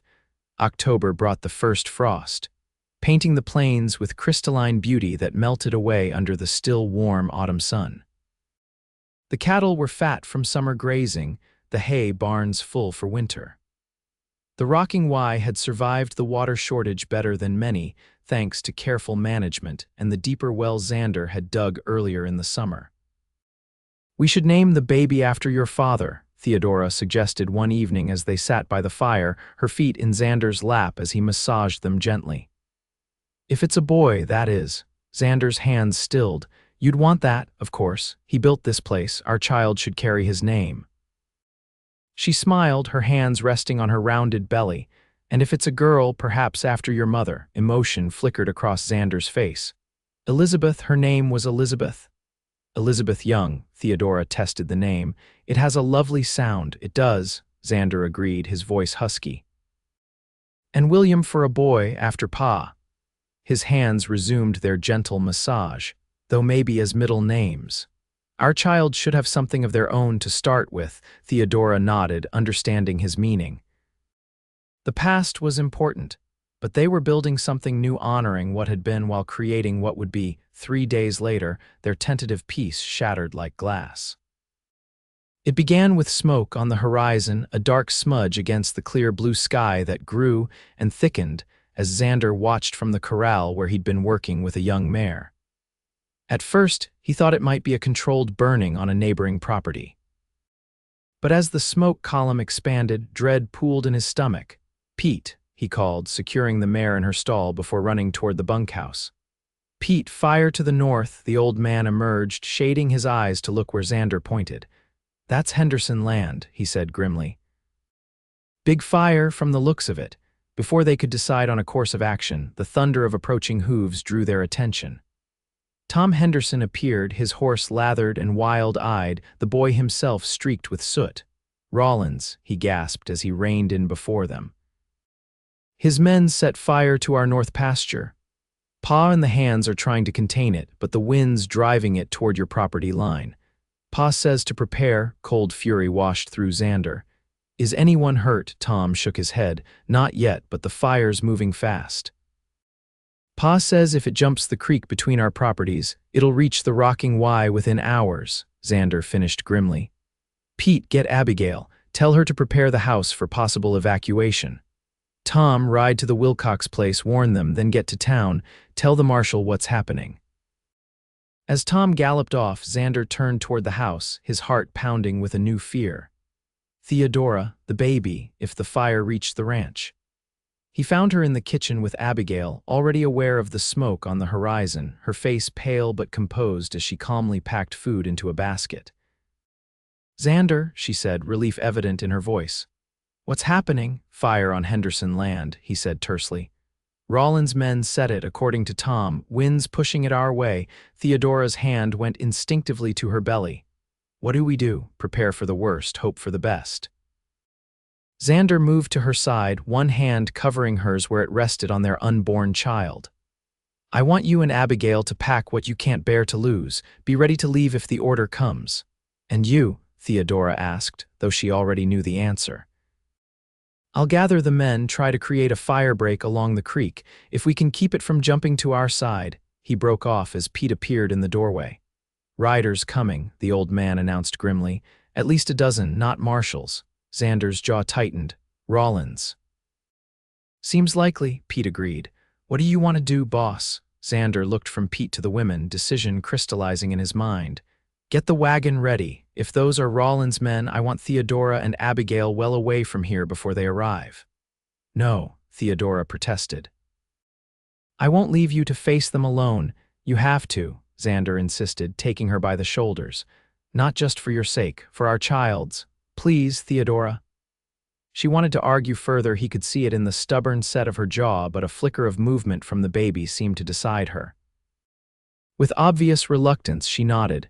Where should we go? She asked. The Wilcox place, Xander decided. It's furthest from the fire path, then send word to the marshals in town.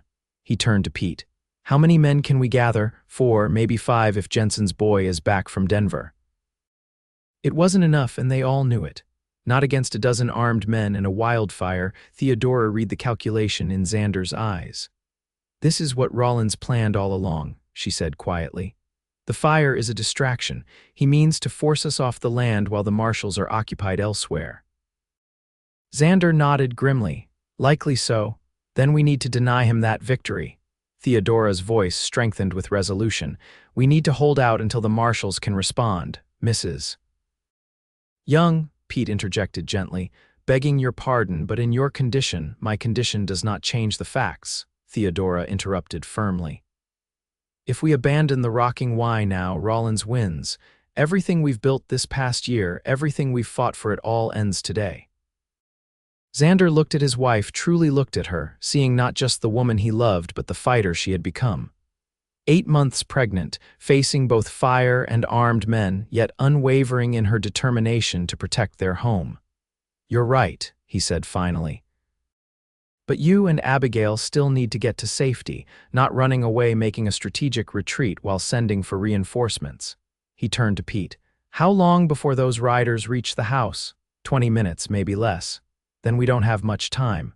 Xander made a swift decision. Pete, get Jensen and the others. Arm yourselves, but stay out of sight until I signal. Theodora, you and Abigail head for the Wilcox place, but send someone to town immediately. Tell the marshals exactly what's happening here. Theodora stepped forward and kissed him fiercely. Be careful, she whispered against his lips. Remember what you have to live for. I remember, Xander assured her, his hand once more resting briefly on their unborn child. Now go. As the wagon carrying Theodora and Abigail disappeared down the road toward Crooked Creek, Xander turned his attention to the approaching threat. From the porch, he could see both the distant fire, a ravenous orange line devouring the dry grass of the Henderson pasture, and the dust cloud of approaching riders. Pete appeared at his side, shotgun in hand. Jensen and the boys are in position, armed and ready. Xander nodded, his own rifle balanced easily in his hands. Remember, no shooting unless they shoot first. We're in the right here, Pete. Let's make sure it stays that way. The old ranch hand grunted in agreement, his weathered face set in determined lines. The riders approached at a gallop, only slowing when they reached the ranch yard. As Xander had expected, Victor Rollins himself led them, flanked by his foreman and 10 rough-looking men, all armed with rifles or pistols. Young, Rollins called out, reining in his stallion before the porch. Unfortunate business, this fire, winds pushing it right toward your property. Unfortunate indeed, Xander replied coldly, especially since Tom Henderson saw your men starting it. Rollins affected a look of shock. A serious accusation, the boy must be mistaken. My men were simply trying to help contain the blaze. He glanced around the ranch yard. Speaking of help, I notice your lovely wife isn't here. Taken shelter somewhere safer, I hope. In her delicate condition, the stress must be concerning. The calculated mention of Theodora sent a chill down Xander's spine. State your business, Rollins. We both know this isn't a social call. Rollins' false cordiality dropped away. Very well, direct as always. He nudged his horse a step closer. I've come to make you a final offer for this property. Given the circumstances, fire approaching, your wife's condition, the limited help available to you, I thought you might have reconsidered your position. The rocking Y is not for sale, Xander stated flatly. Not now, not ever. Frustration flashed across Rollins' face. Don't be a fool, Young. That fire will reach your land within hours. Your cattle will scatter or burn, your buildings will be ash. And even if by some miracle you survive this, I'll find another way to break you. I always get what I want one way or another. Not this time. Xander raised his rifle slightly, not aiming it directly but making his readiness clear. I suggest you leave, Rollins. The marshals have been sent for. They'll be very interested to learn about your men starting that fire. Rollins' eyes narrowed. The marshals are occupied with another fire near town. Terrible coincidence, that. He looked around at his men, then back to Xander. I see you're determined to do this the hard way. A pity. I had hoped to avoid unpleasantness. It became unpleasant the moment you set fire to my neighbor's land, Xander replied. Now get off my property before I consider you trespassers and act accordingly. For a tense moment, it seemed Rollins might order his men to attack. Xander was acutely aware of how outnumbered they were, even with Jensen and the other hands hidden around the property. If Rollins decided to take the ranch by force, there would be bloodshed. Then, unexpectedly, Rollins smiled. Perhaps you're right, Young. This isn't the time for business discussions. You have more pressing concerns. He gestured toward the distant fire. I'll call on you again after the fire has passed, when you're assessing what remains of your dreams. With that, he wheeled his horse around, signaling his men to follow. They departed in a cloud of dust, riding not toward town but toward the double bar to the east. Pete stepped forward as they disappeared from view. They're up to something, he said grimly. That was too easy. I know, Xander agreed. Send Jensen after them. Tell him to keep his distance. Just observe where they go. As Pete hurried to relay the instructions, Xander turned his attention back to the fire. It had grown visibly in just the short time Rollins had been present, the smoke thicker and darker against the sky. He needed to organize a fire break, move the cattle to the southern pasture, prepare the buildings as best he could. But first, he needed to know Theodora had reached safety. He was about to send one of the hands to check when the sound of gunfire erupted from the direction Rollins and his men had taken. Distant at first, then a second volley closer. What the hell? Pete muttered, returning to Xander's side. Before either could speculate further, Jensen's horse came galloping into the ranch yard, riderless and wild-eyed with terror. Blood stained its saddle. Ambush, Xander said grimly, running to catch the panicked animal. Rollins set an ambush. Pete's weathered face paled. The wagon misses. Young and Abigail would have taken the same road. Cold dread washed through Xander. Theodora, the baby, he'd sent them right into Rollins' trap. Get the men, he ordered, already moving toward the barn where his fastest horse was stabled. All of them, armed. 5 minutes later, Xander led a small, determined party down the road Theodora's wagon had taken. The same road Rollins and his men had used. The same road where gunfire had erupted. They rode hard, weapons ready, every sense alert for danger. The smoke from the Henderson fire hung in the air, making breathing difficult and visibility poor. Xander's heart pounded with fear unlike anything he'd known before, not for himself, but for Theodora and their unborn child. They found the wagon a mile from the ranch, pulled off the road into a small copse of trees. Bullet holes riddled its side. The horses were gone, likely scattered by the gunfire. Of Theodora, Abigail, and the wagon driver, young Billy Jensen, there was no sign. Tracks, Pete called, pointing to disturbed earth leading deeper into the trees. Someone was dragged. Xander dismounted, rifle ready as he followed the tracks. They led to a small clearing where signs of a struggle were evident: trampled grass, a broken branch, a dark stain that might have been blood. Look here, one of the hands said, picking up something small from the ground. He held it out to Xander, a silver locket on a broken chain. Theodora's locket. The one that had belonged to his mother. Rage unlike anything he'd ever experienced surged through Xander, momentarily blinding him with its intensity. When his vision cleared, his purpose had crystallized into perfect, deadly focus. They've taken them to the double bar, he said, his voice unnaturally calm. Rollins wants the rocking Y. He's using Theodora as leverage. What do we do, boss? Pete asked, his own fury evident in his trembling hands. Xander closed his fist around the locket. We get her back. Whatever it takes. Their first step was to send one of the hands racing toward town to alert the marshals. Then, rather than charging blindly toward the double bar, Xander led his small force through the hills that would give them a vantage point overlooking Rollins' ranch. The double bar was a sprawling operation, a large main house, bunkhouse, barns, and corrals spread across a valley with Clear Creek running through its center. From their position on the ridge, they could see unusual activity below, men moving with purpose, horses being saddled, wagons being loaded. They're preparing to leave, Pete observed. Taking what they can carry, Xander nodded grimly.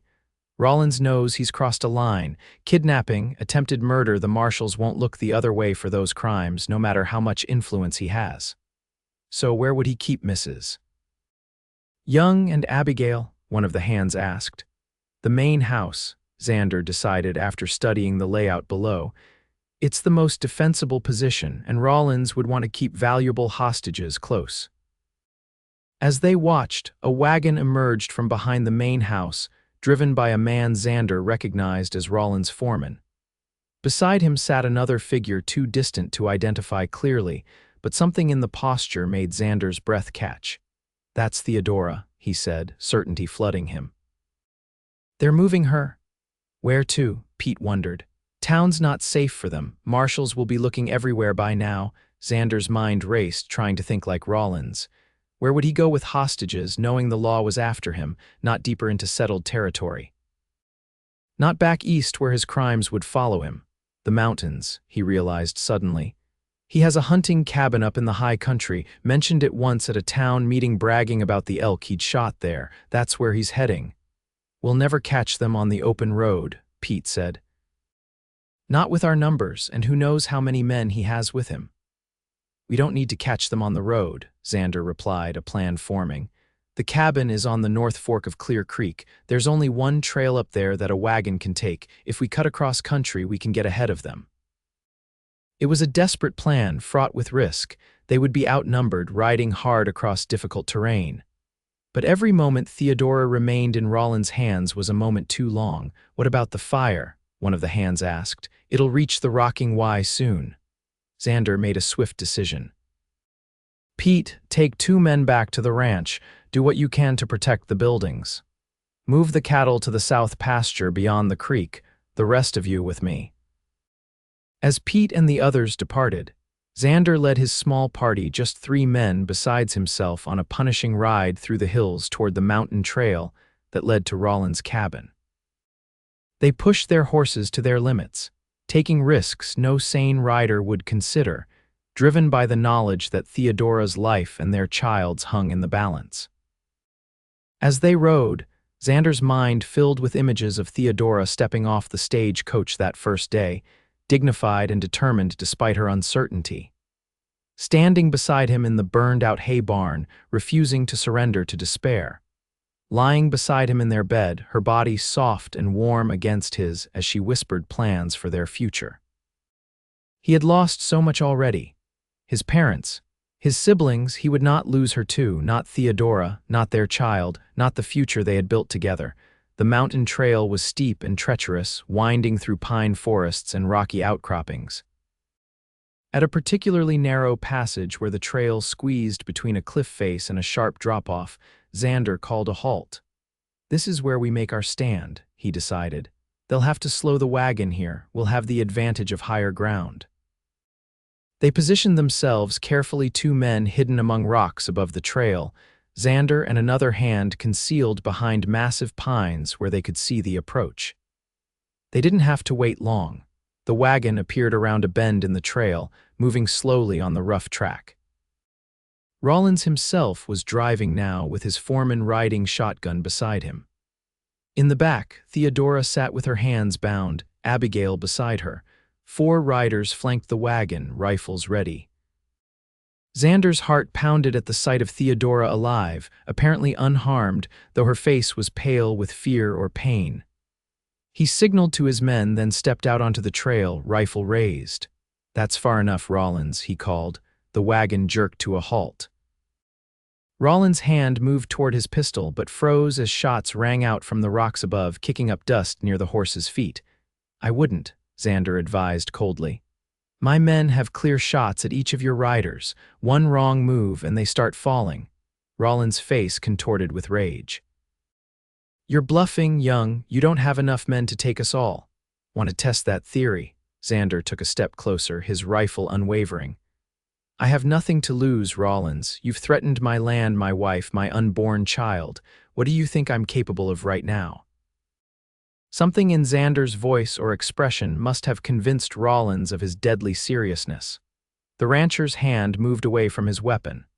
"Let's be reasonable," he said, his tone shifting to one of forced cordiality. "No one's been harmed. A misunderstanding, that's all. Your wife and servant are uninjured. We can resolve this like civilized men." "Civilized men don't set fires to their neighbor's land," Xander replied coldly. "They don't ambush wagons carrying pregnant women. Here's what's going to happen. My wife and Mrs. Miller are going to climb down from that wagon and come to me. Your men are going to drop their weapons. And you, Rollins, are going to sit very still until the marshals arrive." Rollins' face darkened. "The marshals are occupied with fires. They won't be coming anytime soon." "That's where you're wrong," a new voice called from further up the trail. Marshal Colton appeared around the bend, accompanied by 6 armed men. "We received word of your activities, Rollins. Arson, attempted murder, kidnapping. Seems you've been busy." Relief flooded through Xander at the sight of the lawmen, but his focus remained fixed on Theodora.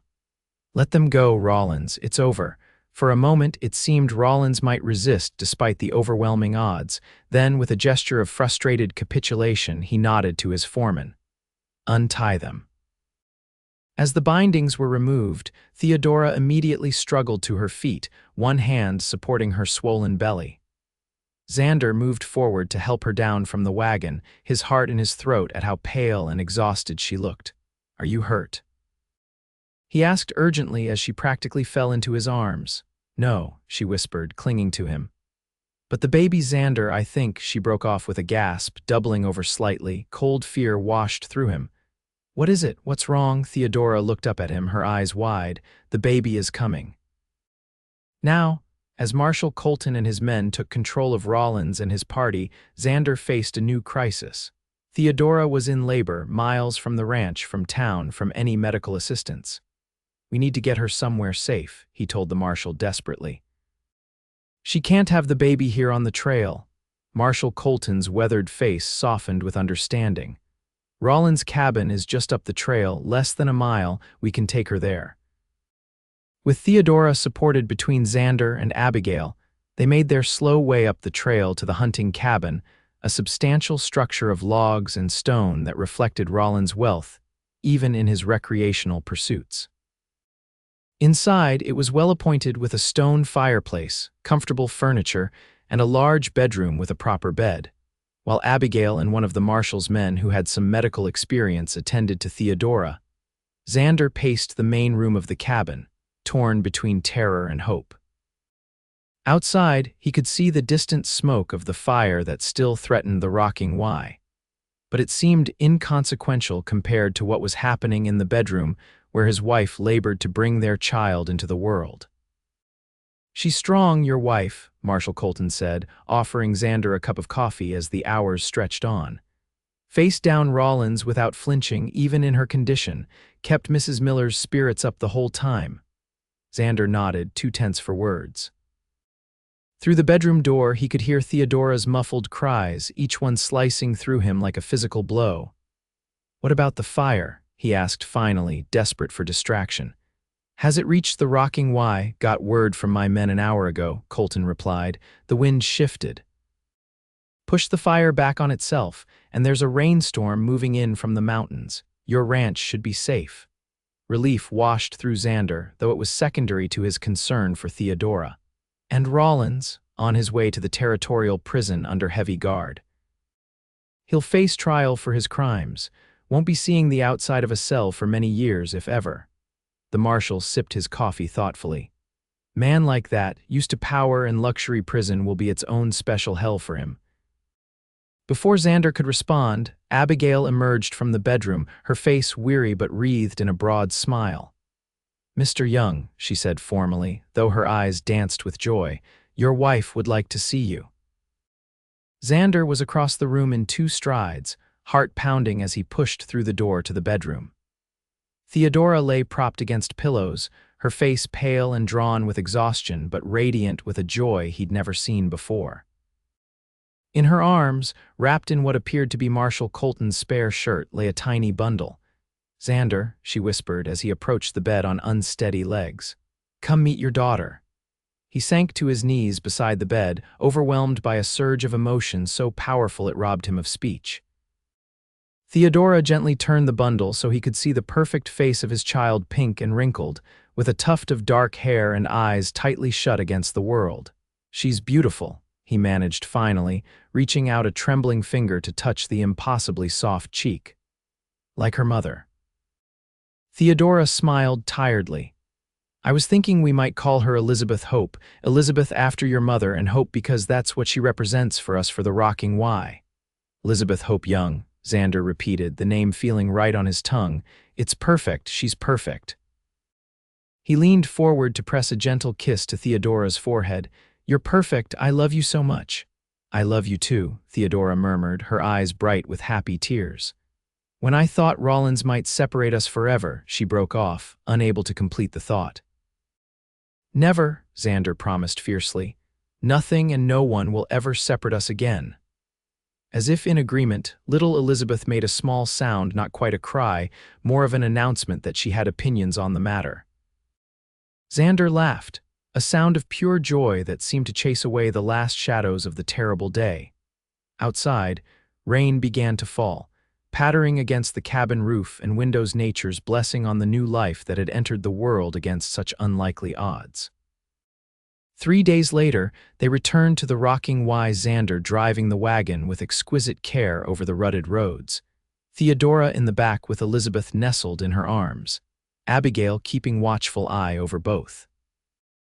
Marshall Colton rode alongside as escort and protection, though the threat of Rollins had been removed with his arrest and detention. As they crested the final hill before the ranch, Xander reined in the horses, allowing them all to take in the sight before them. The rocking Y stood untouched by the fire that had threatened it, the buildings solid and welcoming in the clear autumn light. The wind had indeed shifted, as Marshall Colton had reported, and the rain had extinguished what flames remained. In the fields, cattle grazed peacefully. From the barn came the distant whinny of Thunderbolt, the stallion that would help rebuild the ranch's reputation for fine horses. "It's still here," Theodora said softly. "It survived, just like us." Xander reached back to squeeze her hand. "Welcome home, Mrs. Young, both of you." As they drove down to the ranch house, Pete and the Hands emerged to greet them, faces breaking into broad grins at the sight of the baby. News traveled quickly in ranch country. Everyone already knew of Elizabeth's dramatic entry into the world, of Rollins' arrest, of the end to the threats that had plagued them for months. That evening, after Theodora and Elizabeth had been settled comfortably in the bedroom, after the visitors had departed and the congratulations had been received, Xander sat on the porch in the gathering dusk, listening to the night sounds of the ranch, the lowing of cattle, the soft nickering of horses, the whisper of wind through prairie grass. The door opened behind him, and he turned to see Theodora standing there, Elizabeth cradled in her arms. "You should be resting," he chided gently. "We wanted to join you," she replied, carefully lowering herself to sit beside him on the bench. "Our daughter's first sunset at the rocking Y." It seemed important somehow. Xander put his arm around her shoulders, drawing her against his side as they watched the sun sink toward the horizon, painting the sky in brilliant hues of gold and crimson. Elizabeth slept peacefully, unaware of the beauty surrounding her, the legacy she had inherited, or the journey that had brought her parents together. "A year ago, I buried my father and thought everything was ended," Xander said quietly. "I placed that advertisement out of desperation, never imagining." He trailed off, overcome by the contrast between then and now, and I answered it for much the same reason, Theodora replied. Looking for sanctuary, purpose a way to rebuild my life from ashes. She looked down at their daughter, then back up at her husband. We found so much more than either of us expected. Love, Xander said simply. Love, Theodora agreed, and hope, and a future worth fighting for. As darkness settled over the rocking Y, a light glowed in the window of the ranch house, a beacon in the vastness of the plains, a symbol of all they had endured and overcome. Inside, a family that had been forged through unlikely circumstances rested in the peace they had earned through courage, determination, and an unwavering belief in each other. The ranch that had known only loss and silence now echoed with new life, new hope, new beginnings. And though challenges would surely come again, as they always did in this harsh, beautiful land, they would face them together. Stronger for having found in each other not just the practical partnership they'd initially sought, but the profound love that had transformed them both. For Xander and Theodora Young, for little Elizabeth Hope, and for the rocking Y itself, the future stretched before them like the endless Colorado sky, vast with possibility, bright with promise, and rich with the joy that comes from building something of lasting value together.